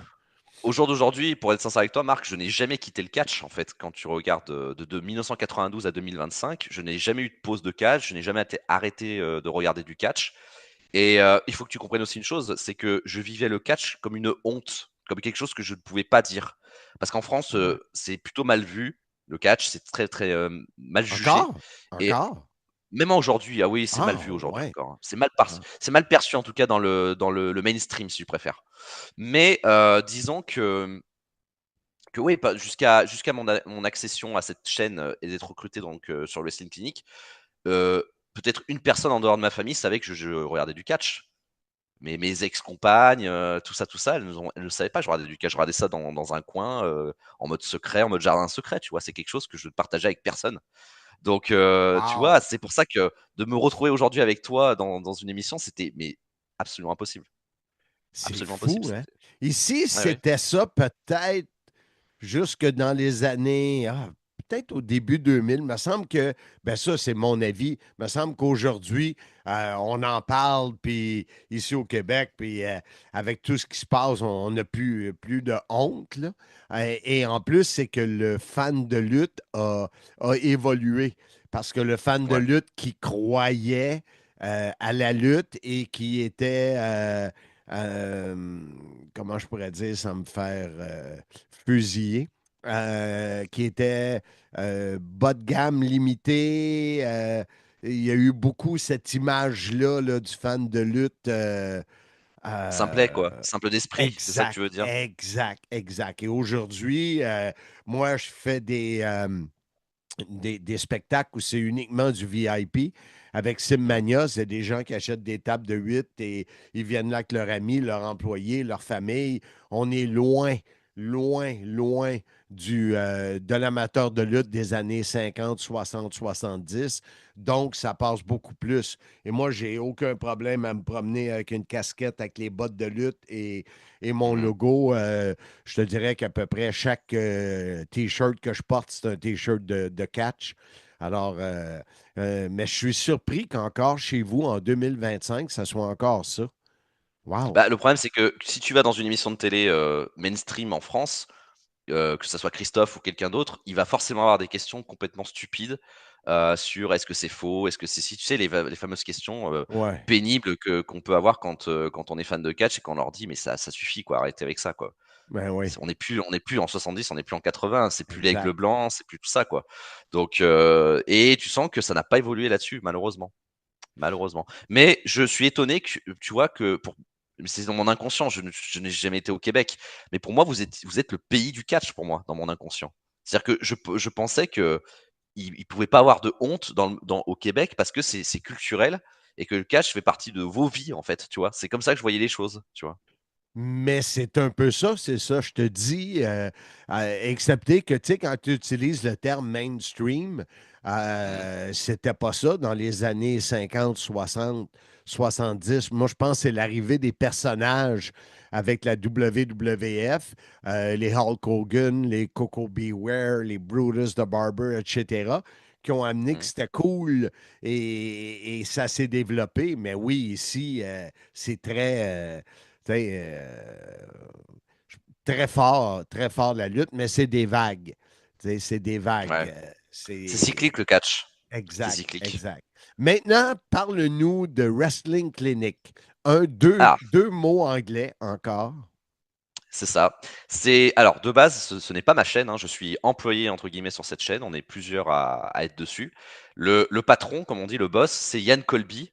Yann Colby qui est un ancien catcheur arbitre, en France et un peu, en Europe, qui maintenant, fait autre chose et il nous a confié un peu les clés de son univers, enfin de sa chaîne, hein, pour être sincère avec OK? toi, pour qu'en fait on fasse des reviews, alors 3 dimanches par mois, on fait 20 heures catch, donc ça peut être sur des thématiques, sur, des vieux pay-per-view, la nuit des temps, on appelle ça, Ah, c'est et bien. autres, tu vois?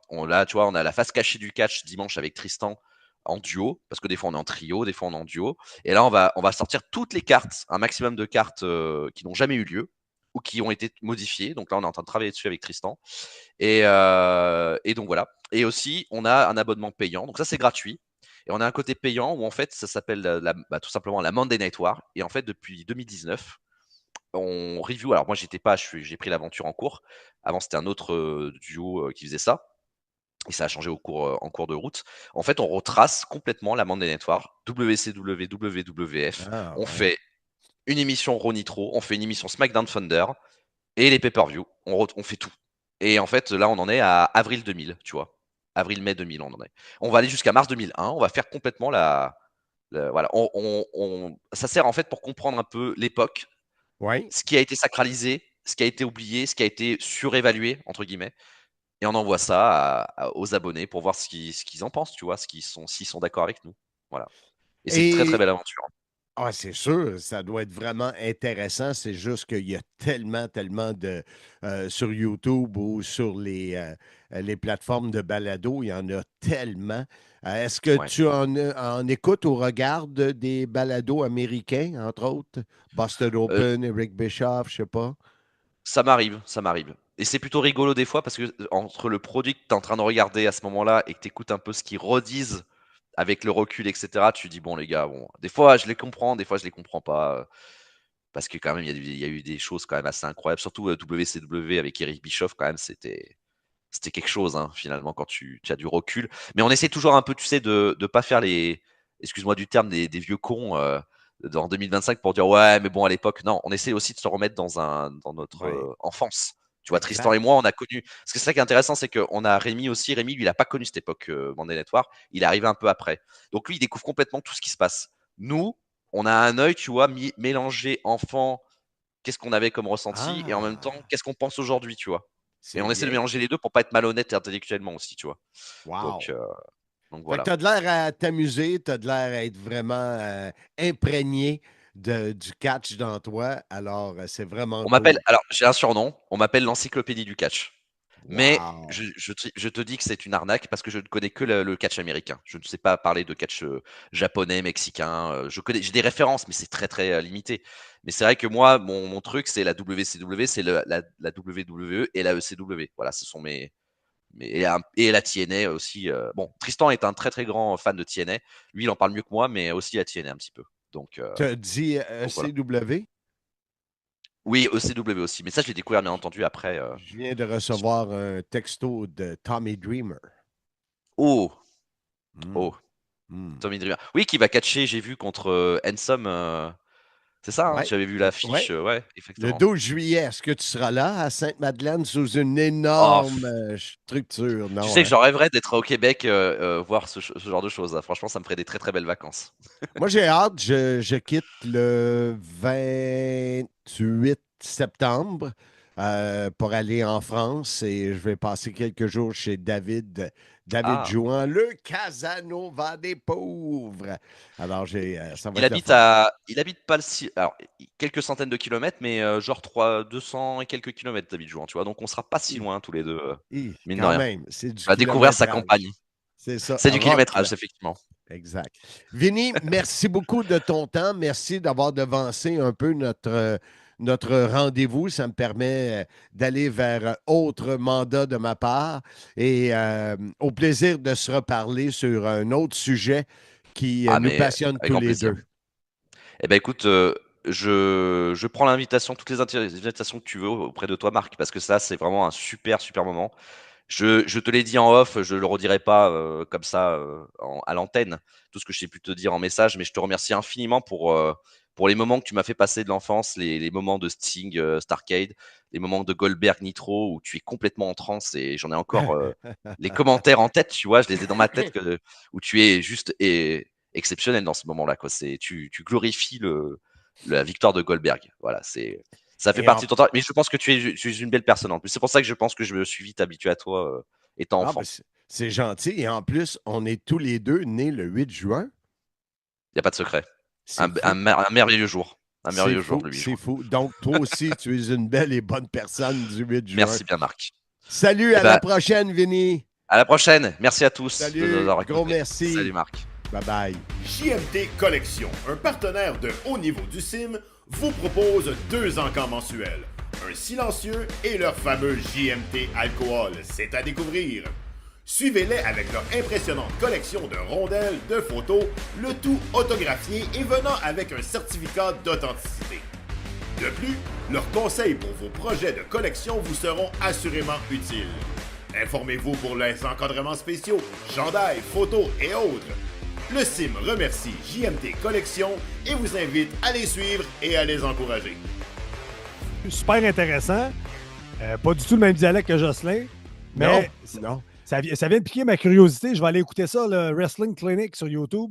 J'avais jamais entendu parler de ça. Donc, je vais lui donner une chance à notre ami Vinny Brun. En plus, c'est quelqu'un qui est ami avec Christophe Agius et tout ça. Ouais. Donc, il est bien implanté dans le monde du catch en Europe et c'est une référence de notre ami David Jouan. David Jouan. Le Casanova des pauvres! Je te l'ai dit tantôt, non, Marc, c'est le Don Juan des pauvres. C'est une rime. David Jouan, Don Juan. Parlant de rimes, je les ai frottés avant hier. Oui, ça paraît bien sur la Mustang. Non, parce qu'il y a cette fameuse poudre verte-là là, qui est dans l'air. Fait que le lendemain, je me suis levé, ma Mustang était toute comme saupoudrée de pollen ou je sais pas quoi. Là. Mais c'est la vie. Boy, la misère des riches. C'est Exact, incroyable. exact. Hey, là, Comme- le prochain invité sur le podcast, ça, c'est toujours hot de l'avoir. Ouais, mais hein. Comme je l'ai dit la semaine dernière, mon chum Guillaume Lefrançois de la presse va faire une entrevue avec l'invité qu'on va avoir. Puis j'ai dit, va écouter l'ancien podcast sur la vie sur la route. Et tu as encore eu la chance d'avoir le très généreux avec toi, le toujours très sympathique, le plus sympathique de la famille Rougeau, Raymond Rougeau. Et Raymond, c'est le fun parce qu'on a fait l'entrevue, le Zoom à 3 avec David. Oui. Et David est un fan fini des Rougeaux et de Raymond surtout. Alors, il était intimidé, mais puis il est arrivé avec toutes ces questions et souvent, c'est une période, tu sais, on ne parle pas de la glorieuse carrière de Raymond dans le monde de la lutte. Alors, il y avait des questions, puis Raymond était généreux, mais regarde, est-ce qu'on est surpris de sa générosité? Non. Alors, il ne serait pas obligé de le faire, c'est ça le pire, mais il le fait. À chaque fois que je l'entends parler dans tous les podcasts, très généreux, très humble par rapport à sa carrière. Puis, c'est très cool, j'ai hâte d'entendre ça. En plus, il était très content d'avoir le feedback de David. Il l'a remercié à plusieurs reprises parce que c'est quand même un autre pays dans ces années-là. Puis là, il y a le feedback d'un vrai fan. Alors, c'était vraiment cool. Vraiment hot. Présente-le, notre maire. Alors, sans plus tarder, le lutteur le plus sympathique, un des meilleurs commentateurs de lutte qu'on a eu, nous, en français. Sans te planter, Marc. Vous avez des styles différents, mais Raymond a été extraordinaire. Tout un lutteur, tout un homme de famille. Moi, j'ai encore en tête qui dit que sa femme est tombée enceinte, il a annoncé sa retraite. Il n'a pas manqué aucun moment de la vie avec ses enfants, sa vie familiale, ce qui est extraordinaire parce que la plupart des lutteurs n'ont pas vécu ces moments-là. Donc, sans plus tarder, je vais arrêter d'y lancer des fleurs. Le voici, le voilà, l'incroyable Raymond Rougeau.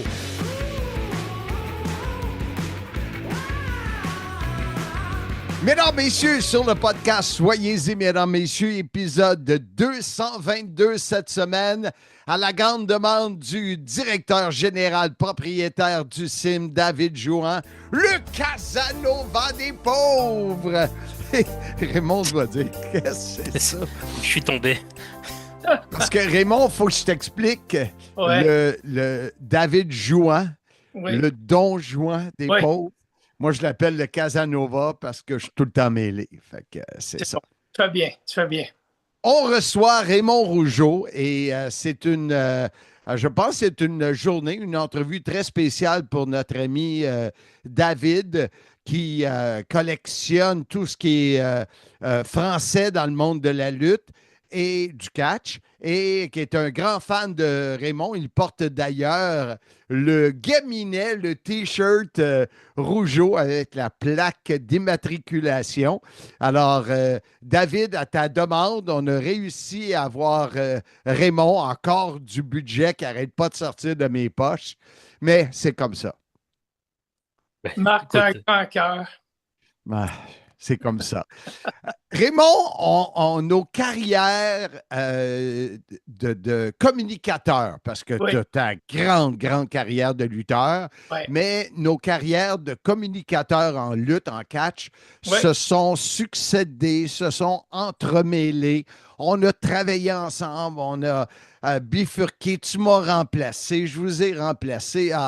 Plein d'affaires qui s'est passé dans nos vies et on peut s'en parler, c'est le fun. Et notre ami David avait 163 222 questions sur cette période entre... David, on parlait de 1991, 92 à 2000 quelques. Oui, c'est à peu près là que ça a commencé. Alors bon, déjà, je me permets, c'est un honneur pour moi aujourd'hui de discuter avec Raymond Rougeau, avec Marc Blondin. Si on avait dit ça aux fans que j'étais à l'époque, et un jour je me retrouverais avec ceux qui berçaient mes mercredis après-midi, puis ensuite mes samedis matins, c'est c'est juste que du bonheur. Oui, bah pour nous, Raymond, on l'a découvert avec surtout avec le SummerSlam 92 en tant que commentateur, puisqu'il y avait eu WrestleMania 7 qui avait été commenté en français, mais il n'avait pas été disponible en France. Ah. Pour moi, il est sorti quand Coliseum Vidéo du côté du Québec. Coliseum Vidéo, comme chaque année, vous présente WrestleMania. Cette année, c'est le numéro 7, en présence de Eddie Carpentier et Raymond Rougeau, pour vous commenter directement du Memorial Sports Arena de Los Angeles, ce grand événement de la WWF. Vous voyez les gens qui arrivent maintenant, on voit la salle se remplir à vue d'œil, puisqu'ils surveillent les grandes stars de la WWF. Et c'est vraiment avec le duo avec Guilloré qu'on va apprendre à découvrir Raymond Rougeau autre que comme lutteur et qui va rester pour beaucoup la voix du catch en France sur Canal+. Merci David, ça me touche, c'est flatteur. Merci beaucoup. Non, puis on peut dire ça parce que Marc est avec nous, hein, qu'il a aussi œuvré. Mais honnêtement, pour tous les retours que moi j'avais de mon côté à l'époque, comme je disais, où je travaillais pour la boutique Catchmaniac et le fan club en France, pour beaucoup, quand on parle du catch de Canal+, il y en a qui vont parler d'Édouard Carpentier et autres, mais pour une grande majorité, c'est le nom de Raymond Rougeau qui revient. Je pense que j'ai été diffusé pendant 13 ans. Fait que ça a quand même touché beaucoup de gens là, de façon hebdomadaire. Fait que c'est sûr que ça rejoint beaucoup de personnes. Parce qu'en tout, j'ai été commentateur 17 ans pour la WWE. Alors, mais là-dessus, je pense que j'ai fait 13 ans pour Canal+. Ben, en fait, c'était la WWE, mais qu'on était diffusé sur Canal+. Est-ce que c'est les chiffres que tu as, David? Alors, pas vraiment, puisque... Non, mais en fait, quand je dis 13 ans, ça embarque du moment que j'ai été intervieweur, mettons, au Canada, aux États-Unis. En fait, j'ai été commentateur total 17 ans. Puis 13 ans, il y a eu 13 ans consécutifs. Après ça, il y a eu une coupure. Puis après ça, on était revenu. Mais quand j'ai commencé à diffuser sur Canal+, si j'avais à deviner, je dirais 92. Est-ce que c'est... C'est ça, c'est 92, c'est ce qu'on discutait avec Marc. D'ailleurs, oui, félicitations. Tu vois, Marc, quelqu'un qui a de la mémoire, ce que ça fait. Ce que je disais, on a l'émission avec Édouard Carpentier. Il y a ce SummerSlam 92 qui est commenté donc avec Guilloré. Ici Guilloré, en compagnie de Raymond Rougeau, pour vous présenter l'événement le plus chaud de l'année, offert par la World Wrestling Federation en direct du stade de Wembley, SummerSlam. Dans l'action, tout de suite. Et ensuite, il y a le retour d'Édouard Carpentier qui d'ailleurs, lors de l'émission Superstar, fait un peu comme s'il avait commenté le SummerSlam avec Guilloré. Oui, alors t'as vu, dis donc, l'arrivée, là, avec leur moto, là? Ouais, j'ai vu ça, mais ça m'a pas impressionné. Qu'est-ce que c'était, des mobilettes? Non, c'était pas des mobilettes. Non. C'était les fameuses motos, les Harley Davidson. Oh là là, tu m'en diras, attends, t'es sûr que c'était des Harley Davidson? Oui. Oh, dis donc, j'avais pas vu ça, moi. Alors, quel spectacle qu'ils ont eu, hein. Ah ben moi, je les ai vus perdre le match, puis je les ai vus arriver en mobilette. On n'a pas regardé le même match, hein. Si, on a regardé le match. Ouais. Oui, on était là tous les deux. Et puis après, il va se passer un mois et demi, et là, il va y avoir officiellement la fin d'Édouard Carpentier, donc on va être aux alentours d'octobre 92, avec les débuts officiels du duo avec Guilloré qui reste un duo légendaire. Ouais. Ici Raymond Rougeau en compagnie du controversé Guilloré, directement du palais omnisport de Richfield, Ohio. Nous vous souhaitons la bienvenue à Survivor Series. C'est tout, t'as fini là. Tu peux pas dire que c'est le plus grand événement de l'automne. T'es content là, c'est tes copains qui arrivent là. Mais avant d'aller plus loin, David, la question qui me vient en tête pour Raymond, comment, tu vas me dire parce que je suis bon, mais en parlant de toi, mais comment tu as réussi à partir d'un excellent lutteur, un top lutteur, et devenir rapidement, presque instantanément, si bon dans les communications? pense que c'était ben, un, il y a une passion, j'aime relever les défis. De deux, c'est une passion et un intérêt de toujours vouloir s'améliorer. Et puis, c'est certain que quand tu es passé de catcheur, de lutteur, et tu te fais interviewer, à devenir intervieweur, c'est un autre monde. Ouais. Et lorsque Vince a voulu que je passe derrière le micro, parce que je voulais prendre ma retraite, moi je voulais m'en aller, il m'a demandé, bon, il a réussi à trouver une façon de me garder, c'était de devenir commentateur, parce que l'horaire était beaucoup moins chargé. Puis c'était mon horaire dont j'en avais marre. J'y avais dit, j'ai dit, Vince, j'ai eu aucune formation, moi, comme commentateur, intervieweur, rien. Il m'a donné un micro, tiens, et il dit, ah, tu vas être bon, vas-y. Fait que j'ai appris sur le tas, mais en étant perfectionniste de nature, j'observais, j'analysais, je prenais des notes sur les autres. OK, qu'est-ce qu'un bon intervieweur devrait faire? Qu'est-ce qu'on. Tu sais, après ça, j'ai trouvé mon propre style, mais au début, c'était de me fier un peu à ce que je voyais, ce qui devait se faire. Fait que j'ai fait une auto-éducation là-dessus. Tu sais, de regarder les autres, OK, j'ai compris. Après ça, ben, j'ai mis ça à ma main. Parce que je me souviens, les entrevues, lorsque j'étais intervieweur pour la WWF et que je faisais une entrevue avec les Rougeaux, c'était souvent Jacques qui m'amenait l'idée. Puis ça, tout était plus à l'écart. Fait que ça m'a pas surpris, mais j'ai fait comme wow, il y a du talent, ce gars-là. Mais tu sais, Vince a vu quelque chose en moi que je ne savais même pas que j'avais. Fait qu'à ce moment-là, quand Vince a voulu. Moi, j'étais plus introverti, comme tu sais, Jacques était plus extraverti, plus flamboyant. Moi, j'étais plus réservé. J'émettais mes idées, mais plus de façon subtile, tranquille. Jacques était plus en avant. Même dans les entrevues, c'est Jacques qui était le plus flamboyant dans les entrevues. Moi, j'avais un autre style, mettons. Ouais. Et quand on m'a emmené commentateur, puis après ça, justement, c'est moi qui faisais le lead dans le show, c'était comme, oh, ça vraiment, c'est pas ma personnalité naturelle, ça. Okay. Et puis, mais de là, comme je t'ai dit, Vince a vu quelque chose en moi que moi, je n'avais même pas vu. Et effectivement, avec les années, je regardais, mais finalement, pas si payé, ça va bien. Mais ça a été quelque chose qu'il a fallu que je développe, puis que je sorte de ma coquille aussi. Tu sais, parce que naturellement, j'étais plus réservé, plus tranquille. Il fallait que je devienne un peu plus extraverti, puis un peu plus large avec les commentaires, large avec les idées. Fait que c'était un beau défi, puis c'est un beau travail que j'avais à faire sur moi. Vas-y, David, on t'écoute. Et ben après, on va revenir sur le côté français. D'ailleurs, une des premières questions, c'est je ne sais pas si vous saviez, que ça soit à l'époque avec Guillauret ou après avec Jean Brassard, si vous saviez comment l'émission fonctionnait en France, si elle faisait des bonnes cotes d'écoute, si elle marchait bien, si elle était programmée, déprogrammée. Oui, nous, ce qu'on nous disait que ça allait très bien en France. On était sur Canal+, Canal Horizon, tu sais, on était la France, la Suisse, la Belgique, l'Afrique. On nous disait que ça allait très, très bien. Et puis, une autre chose aussi, c'est que c'est moi qui faisais la qualité du contrôle de l'émission pour la WWE. Alors, parce que dans le studio, avec mes producteurs, il n'y a personne qui comprenait un mot ce qu'ils se disait. Alors, ils se fiaient à moi pour dire, Raymond, est-ce que c'est correct? Est-ce que c'est bon? Tu sais, à la fin de l'émission, est-ce qu'on peut l'envoyer? Et c'est moi qui donnais le feu vert pour que ça soit envoyé. Sinon, je dis, il faut apporter des corrections. Puis, on n'a jamais eu de plainte. Et puis, on nous disait que les codes d'écoute étaient bonnes. On nous disait que ça allait très bien. La relation avec Canal+, c'était super.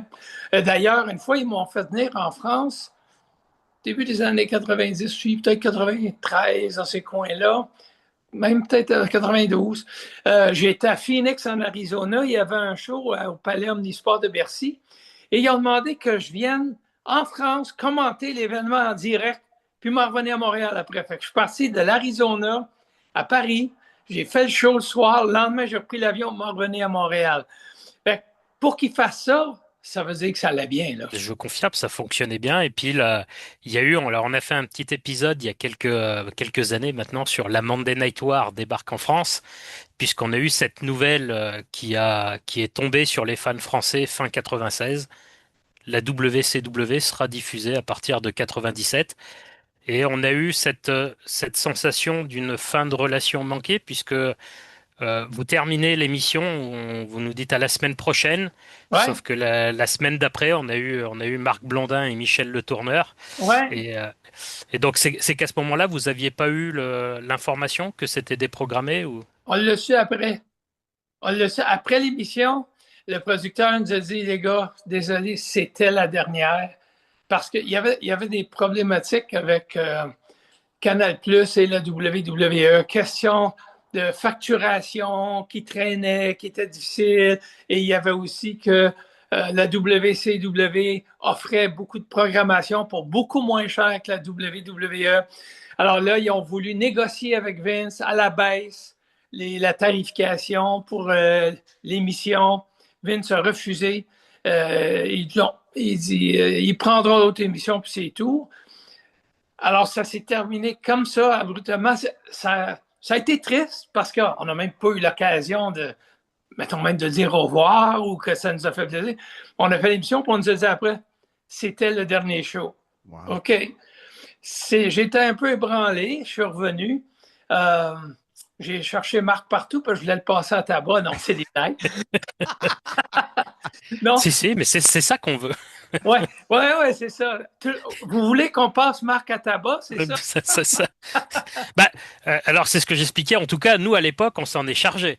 Puisque c'est bien ça. Clairement, les fans français à l'époque ont écrit massivement à Canal+ pour faire un rejet de l'émission. Ouais. Déjà parce que nous, on ne connaissait pas l'existence d'autre chose. Oui. Puisque ce que j'expliquais aussi à Marc, et la grande différence de Marc et Michel Le Tourneur qui parlaient souvent de l'autre fédération de la WWF, vous, avec Jean Brassard, vous ne parliez jamais de l'autre compagnie.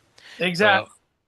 Ça, c'était les consignes de Vince, c'était sa philosophie. On ne parle jamais de l'opposition. Pour nous, il n'existe pas. Alors, nous, on ne parlait que de la WWF à l'époque. Et puis, mais quand ça s'est terminé, comme je dis, ça s'est terminé de façon spontanée. On a tiré la plug, l'émission était terminée. Merci. Puis, quelques mois plus tard, on était revenu parce qu'il y avait eu WrestleMania, puis on était revenu en studio, Jean Brassard et moi, pour faire la version Coliseum vidéo pour la WWF. Mais ça faisait quelques mois qu'on était arrêtés. On a fait ça, puis après ça a été terminé pendant un bout. Ensuite, on est revenu vers ça, à moins que tu veuilles l'amener tantôt, mais on est revenu une couple d'années plus tôt, ou même plus tard dans l'année, je ne sais pas si c'est pas la fin de l'année. Quand ça a été retiré, il me semble, comme 9 mois ou un an plus tard, on est revenu en ondes. Mais là, j'étais avec... j'étais pas avec Jean Brassard. Veux-tu qu'on t'en parle? C'est là où on va. Alors, en fait, okay. Nous, comme on l'a vécu en France, c'est début 97, la début de la WCW. Il y a eu des événements qui ont été faits sur le satellite pour TPS. Il y a eu le Royal Rumble, il y a eu Revenge of the Taker, WrestleMania, donc ont été diffusés, mais sur le satellite, sur une partie payante. Et ensuite, non, malheureusement pour nous, vous avez disparu des radars. Vous avez continué à commenter 97 et 98 pour le Québec. Ben, c'est ça que j'allais dire. C'est pour ça qu'avec les dates, à un moment donné, je me cherchais parce qu'on avait continué, mais c'était juste pour le Québec.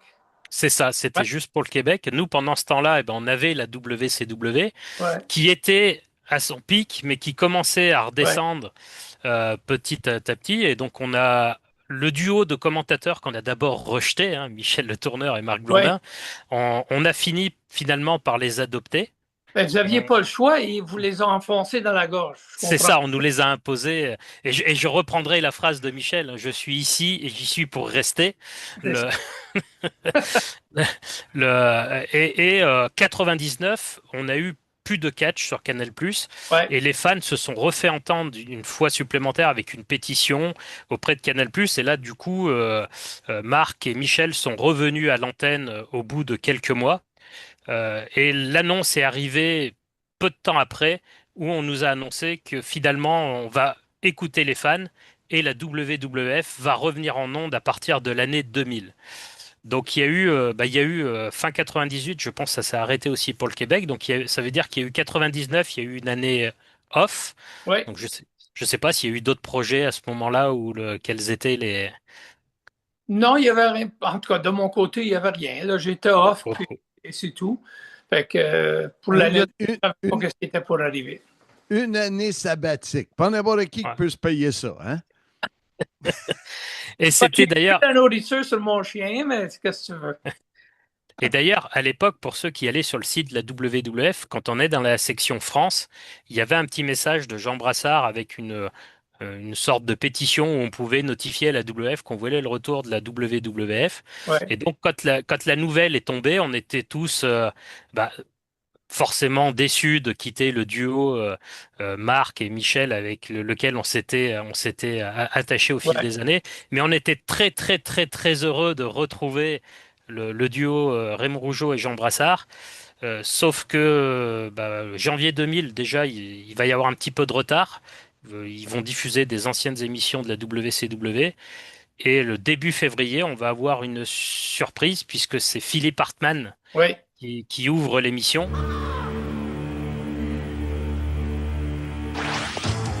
Bon retour, Mick Foley, et bienvenue à tous aux Superstars de la World Wrestling Federation. Je suis Philippe Hartmann en compagnie de Raymond Rougeau. Et là, il y a un peu une douche froide, entre guillemets. Alors, je vais l'emmener comme ça, parce que finalement, l'émission WF Superstar n'a plus rien à voir avec celle qui existait par le passé. C'est plus un show à proprement dit, c'est un résumé de la semaine, Ouais. avec beaucoup de vignettes, et encore une fois, un commentateur qu'on ne connaît pas. Ouais. Mais en fait, la raison pour ça, c'est que tu l'as mentionné, Jean avait parti une pétition qu'il avait envoyée. Canal+ n'ont pas aimé ça. La Canal+ en voulait à Jean Brassard pour avoir fait ça. Alors, lorsqu'on est revenu, il était d'accord ce que je revienne comme commentateur. Il voulait me voir, mais ils ont dit on ne veut plus de Jean Brassard. Et c'est à cause de ça. Fait que là, la WWE, ils ont fait des auditions, puis on est revenu avec Philippe Hartmann. Malheureusement, Philippe, super bon gars, gentil. Mais il n'y avait pas d'expérience comme telle, puis la chimie n'était pas la même. Puis comme je dis, c'est pas de façon négative. Je fais juste des fois, tu places deux personnes, il y a une chimie qui se crée.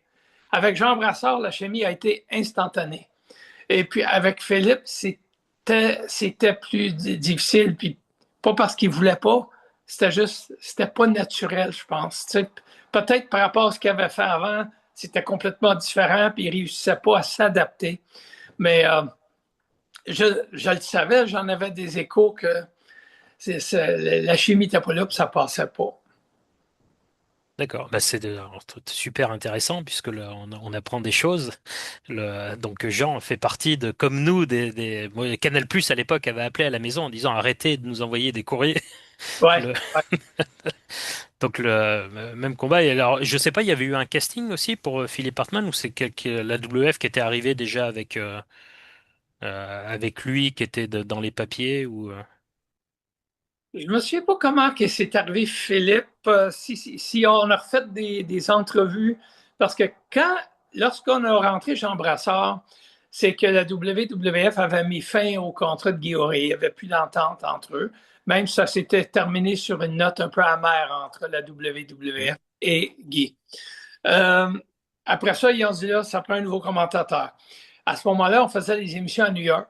Jean Brassard demeurait à New York. Ils ont fait appel à une agence de New York pour du talent qui parlait anglais-français et puis qui pouvait avoir un français adapté pour l'Europe, pour la France aussi. Alors, il y a une journée qu'on est rentré, il y avait peut-être 6 auditions. Jean Brassard en faisait partie.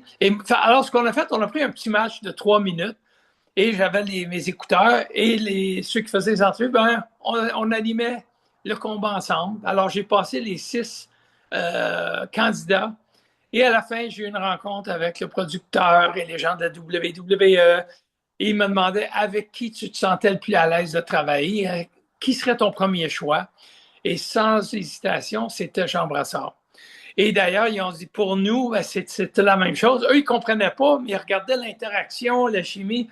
Eux, c'était Jean Brassard. Fait qu'ils étaient contents. Moi aussi, c'est Jean Brassard. Jean n'avait pas l'expérience du catch, sauf qu'il comprenait très vite, il comprenait son rôle, comprenait ce qu'il devait et ne devait pas faire, et en dedans de 3 minutes, il a déjà saisi. Fait que je trouve ça va être facile avec lui. Et il y avait une belle chimie. Pardon? En plus, c'est un gars de théâtre. Ben exactement. Alors, il savait s'adapter à des différents personnages. Dans le théâtre, il jouait à des personnages.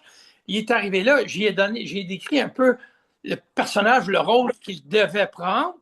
Et comme de fait, il a assumé son rôle de façon exceptionnelle et il a compris rapidement. Après ça, c'est sûr qu'au début, là, on commence, il n'est pas trop certain c'est quoi je peux, ne peux pas dire, comment, tu sais.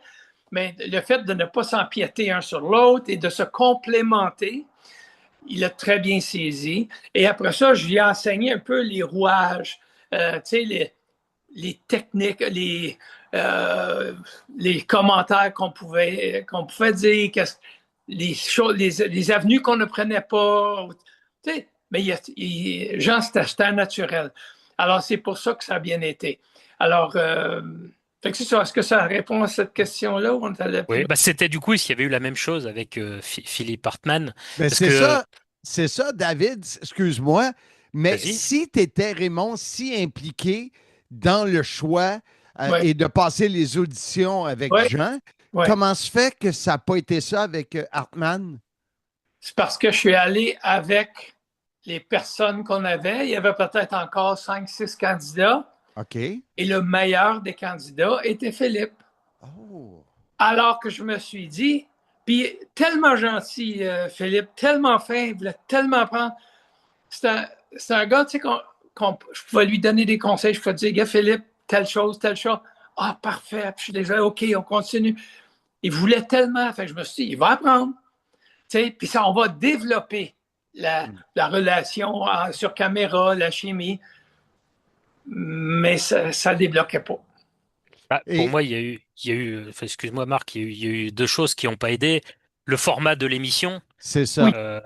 Superstar qui, encore une fois, moi ce que je disais, on avait aimé l'ancien format qui nous préparait aux événements, mais on avait quand même des matchs, on avait des histoires. Il y avait beaucoup d'entrevues avant également, mais c'était une émission très... Là, Superstar, c'était une succession de résumés. On voyait les photos pour le WF Magazine, des pubs pour les raviolis. Ça partait un peu dans tous les sens. Et puis alors, on arrivait à l'Attitude Era.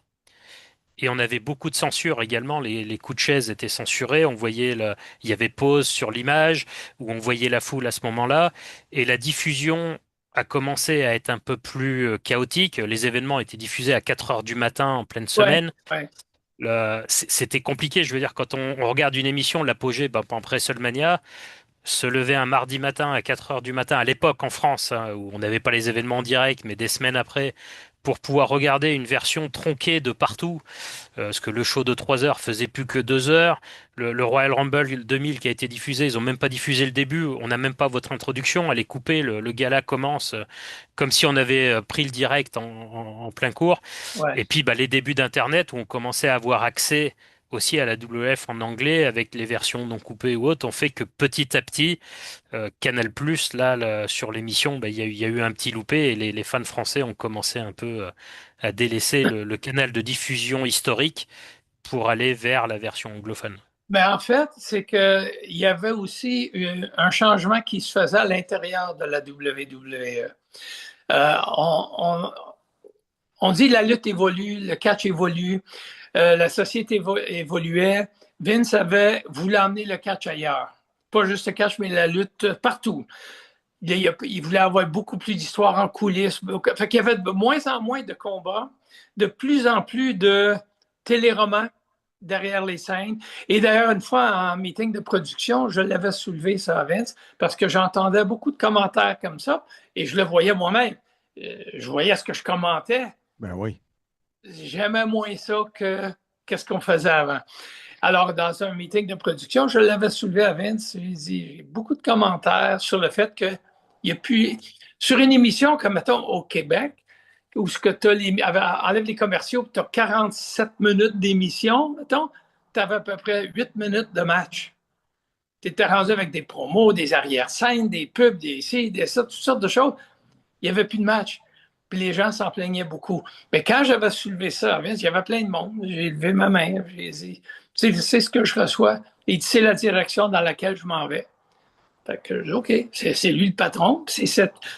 En bout de ligne, on dirait que il a peut-être eu raison, ou il a eu raison, parce que le catch, la WWE, a continué à monter en popularité, a continué à aller chercher une nouvelle auditoire, aller chercher d'autres marchés. Et quand on regarde le succès qu'ils ont maintenant, c'est OK, ils voyaient loin. Là, oui, il faut casser des œufs pour faire une omelette. Bon, ben, pour lui, on cassait ce qui était pour amener à ce qui était à devenir. Et puis, Vince, des fois, on dit qu'il était visionnaire, des fois, il voyait plus loin que les autres. Alors, avec du recul, je dis, il n'y avait pas tort. Parce que peut-être que le format qu'il y avait, oui, c'était c'était ce qui était voulu. À un moment donné, ça serait peut-être essoufflé. Que le monde se dit, bah, on est habitué, c'est toujours ça. Vince a toujours évolué. Le produit a évolué. C'est pour ça qu'il a réussi à... Oui, il y a des fans qui se sont désintéressés, qui ont quitté, mais il en a ramené beaucoup. Et quand tu regardes les shows aujourd'hui, puis les stades, il y a 100 000 personnes, 80 000 personnes dans des gros stades. Tu sais, des prix pour les billets, c'est fou, puis c'est plein. Tu sais, d'ailleurs, ils sont allés en France dans la dernière année. Encore là, c'était un Raw, je pense, où il y avait une émission, en tout cas, j'ai regardé. C'était plein. Tu sais, c'était... fait que partout où ils vont, et maintenant, tu sais, ils vont partout à travers le monde. Là. C'est des shows en Arabie Saoudite, ils vont au Japon, ils vont en Europe, partout. Ils ont fait des SmackDown puis des Raw en Angleterre, en France. Tu sais. Ça se faisait pas à cette époque-là. Fait qu'il a changé l'industrie, il a changé le format, puis il a changé la recette. Mais il faut croire qu'à long terme, ça a été payant. Regarde qu'est-ce que la WWE vaut sur le marché boursier aujourd'hui par rapport à ce que ça... C'était beau à l'époque, c'était super, mais il a emmené ça à un tout autre niveau, là. David voulait savoir, il a été surpris quand vous êtes arrivé avec toi et Hartmann, que vous n'avez pas notifié et dit aux gens, on est content d'être de retour. Vous avez fait comme si tout était normal. On se posait des questions parce que, vas-y David, explique-le à Raymond. Oui, parce que là, effectivement, on est passé de WCW à l'émission commence donc avec Philippe Hartmann qui annonce tout de suite la feud avec The Rock et Mick Foley de l'époque. Et je me suis dit, ouais, au départ, on s'attendait à fin de français, on est de retour. Ou autre. Et en fait, toute l'émission se déroule comme si vous aviez toujours été là, finalement. Ouais.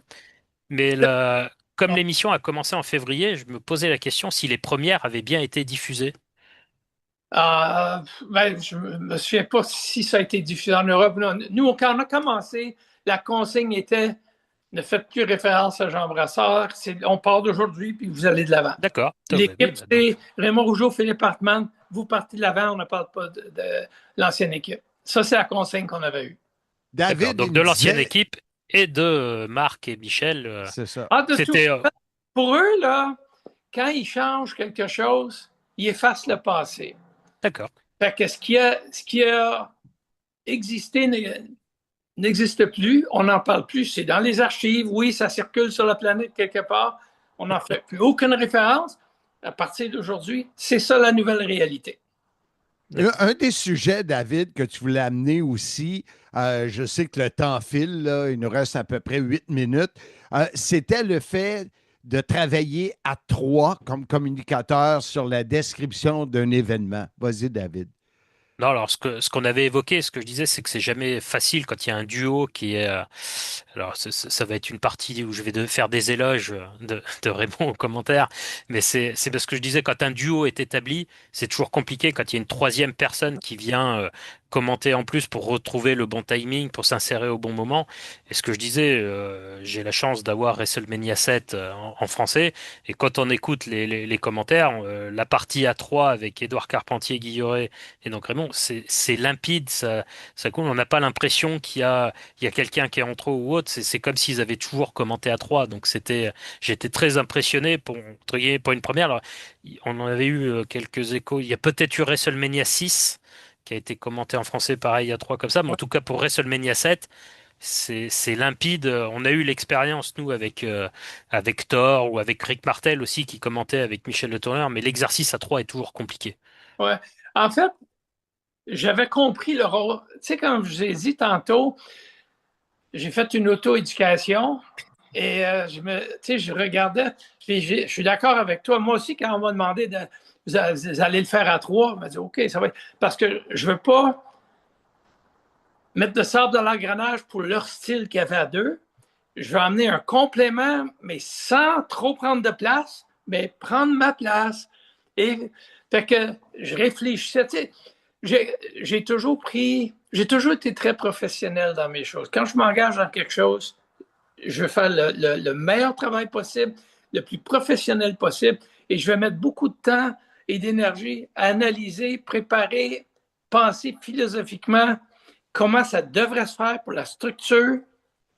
Et puis quand je suis arrivé là, j'ai mis en application les réflexions que j'avais faites. Puis ça a fonctionné. Tu sais, j'étais content. Ça a fonctionné. Mais comme je t'ai dit, c'était une préparation. Moi, faire ma préparation. Quel est mon rôle? Quelle est ma place? Combien de places dois-je prendre sans nuire à la chimie des deux, mais réussir à m'amalgamer dans le groupe. Puis, ben, merci. Alors, je suis content que tu aies apprécié. Une des questions que j'avais, que j'ai réalisé ce matin, Raymond, c'est que moi, de mon côté, en tant que descripteur, j'ai, comme de raison, on regarde mon corps, on sait que j'ai jamais lutté, ou que j'ai beaucoup lutté parce que je suis magané, mais c'est pas vrai, je suis dans la meilleure forme de ma vie. Mais j'ai toujours eu comme collègues des anciens lutteurs. Richard Charland, j'ai même déjà fait un combat avec Jacques, quelqu'un m'a envoyé ça, je ne m'en souvenais pas. PCO, Sylvain Grenier, eux étaient les color commentators, les analystes, parce qu'ils avaient lutté. Mais toi, c'était l'inverse. Comment? C'est bizarre, non? C'est parce que la WWE m'ont donné tous les pouvoirs, le décisionnel, tout me revenait dans les mains. Alors, selon ma personnalité, comment je suis très analytique et tout ça, j'ai trouvé ma place là et j'ai développé la technique de ça. Mais ça coulait bien avec ma personnalité. Et quand j'ai eu des commentateurs, des collègues commentateurs, bien là, c'est moi qui les moulais puis qui leur donnais leur rôle. Fait que j'avais un peu, c'est moi qui avais les volants, les deux mains sur le volant pour l'émission. Et j'ai choisi de prendre le rôle que j'ai pris. Puis je pense que j'ai fait un travail correct là-dessus. Fait que c'était mon choix. Si j'avais voulu faire la couleur, ça aurait été ça. Mais c'est moi qui ai décidé de prendre l'autre rôle. Wow. David, il te reste 3 minutes 50. Non, j'allais dire, on a un nom en France pour appeler ça. Ça s'appelle le talent, Marc. Oh. Hey, je l'aime, David, il est gentil. moi, j'aime ça. J'ai juste de la misère de comprendre quand il dit The Rock. C'est qui ça? The Rock. Ah, moi, je le comprends bien. Non, ben, encore une fois, un énorme merci. C'est un réel plaisir. Hey, David, c'était un vrai plaisir de te rencontrer. Merci beaucoup. Merci à vous deux de m'avoir reçu ce matin. Vous savez, c'est toujours un plaisir de participer puis de parler d'un peu d'historique derrière les coulisses du catch, que comme tu mentionnais, nous, on voit ça, on se demande pourquoi, on voit telle la chose, on ne comprend pas. Alors, ça me permet d'amener peut-être un éclaircissement sur certaines situations, puis c'est toujours agréable de le faire. La lutte est toujours une passion pour moi. Raymond, je vais rencontrer David. Je m'en vais chez lui. Je suis invité chez lui en France à la fin septembre. J'ai bien hâte de le rencontrer. On travaille ensemble depuis 3 mois, on ne s'est jamais vu. Puis regarde que je lui ai trouvé, que je mets dans ma valise, entre autres. Oh, hey, c'est beau ça! Ben oui, All American Boys. et pour mon bureau à moi, regarde qu'est-ce que j'ai trouvé. Ah, c'est bon, hein? Et c'est signé Jumping Jim Brunzell, B. Brian Blair, Raymond Rougeau, Jacques Rougeau. C'est incroyable, un coussin coin de ring. Quelle année? Je ne sais pas. C'est pas écrit l'année. Parce que c'est encore le logo de la WWF. Exact. Alors, on recule de loin, là. Oui, puis c'est PSA, DNA, là, approuvé. Alors, c'est la vraie affaire. Ben, je savais, Marc, tu n'aurais pas du contrefait, là. C'est pas ton style. C'est pas mon style, ça, c'est certain. Alors, Raymond, merci beaucoup. Je pense que ça a été super. Ben, je pense pas. Ça a été super intéressant d'aller dans ces années-là, revoir comment ça se passait et de répondre à David au nom de tous les Français et tous les gens des Europes, comme j'aime le dire. Ouais. Alors, on te souhaite un bel été, beaucoup de pêche, beaucoup de bateaux, beaucoup de tout, et de rester en santé, mon cher ami. Ben, tu sais que possiblement, je vais être occupé cet automne avec les élections municipales encore. Je me représente à la mairie. Alors, je suis le maire de Rawdon. Je me représente aux prochaines élections. Fait que je vais voir si j'ai d'opposition, je me présente. Sinon, ben, je serai élu par acclamation. Mais peu importe, je suis prêt pour tout. C'est drôle comme tu dis ça. Je vais voir si je vais avoir de l'opposition. Non, mais c'est très, très, très humble. Ouais. Mais non, mais ça se peut. Il y a des gens qui disent moi, je veux tenter ma chance. C'est la démocratie, puis c'est correct. Mais au moment où on se parle, il n'y a rien. Habituellement, à ce temps-ci de l'année, pour une élection en novembre, tu entends parler de quelque chose. Personne n'entend parler. Fait que les gens sont très contents de ce qu'on a fait dans notre mandat, mais on n'entend pas parler de rien d'élection. Fait que, coudonc, on verra, mais mon élection est déjà préparée, je suis déjà prêt. Raymond, il nous reste quelques secondes. Je te dis un gros merci. Merci, David. Merci. Oui, merci, David. Ça m'a fait plaisir de te rencontrer. Marc, toujours un plaisir de te revoir aussi. Bye, Raymond. Bonne journée. Bon voyage. Journée. Bon voyage. Votre duo d'animateurs préférés aimerait remercier l'équipe de À la carte, qui nous appuie et nous soutient pour nos voyages vers les événements TNA. Suivez-les sur leur page Facebook, faites vos prédictions et qui sait, vous pourriez gagner des cartes de hockey. Marc Blondin a prédit avec succès et a gagné une carte de Cale Makar valant plus de 800 $. À la carte, merci. Hey, c'était très cool. Sérieusement. Tellement bon. Quel communicateur, c'est facile, puis encore une fois, généreux au maximum. Alors, merci, M. Raymond Rougeau, qui d'ailleurs, le week-end dernier, était à Gatineau. On a rendu hommage, on a levé une bannière, toute le kit. Fait que spécial, comme dirait Marguerite. Spécial. Et là, Blondin, le podcast tire à sa fin. Un épisode encore très chargé. Mais qu'est-ce qu'on a au menu la semaine prochaine?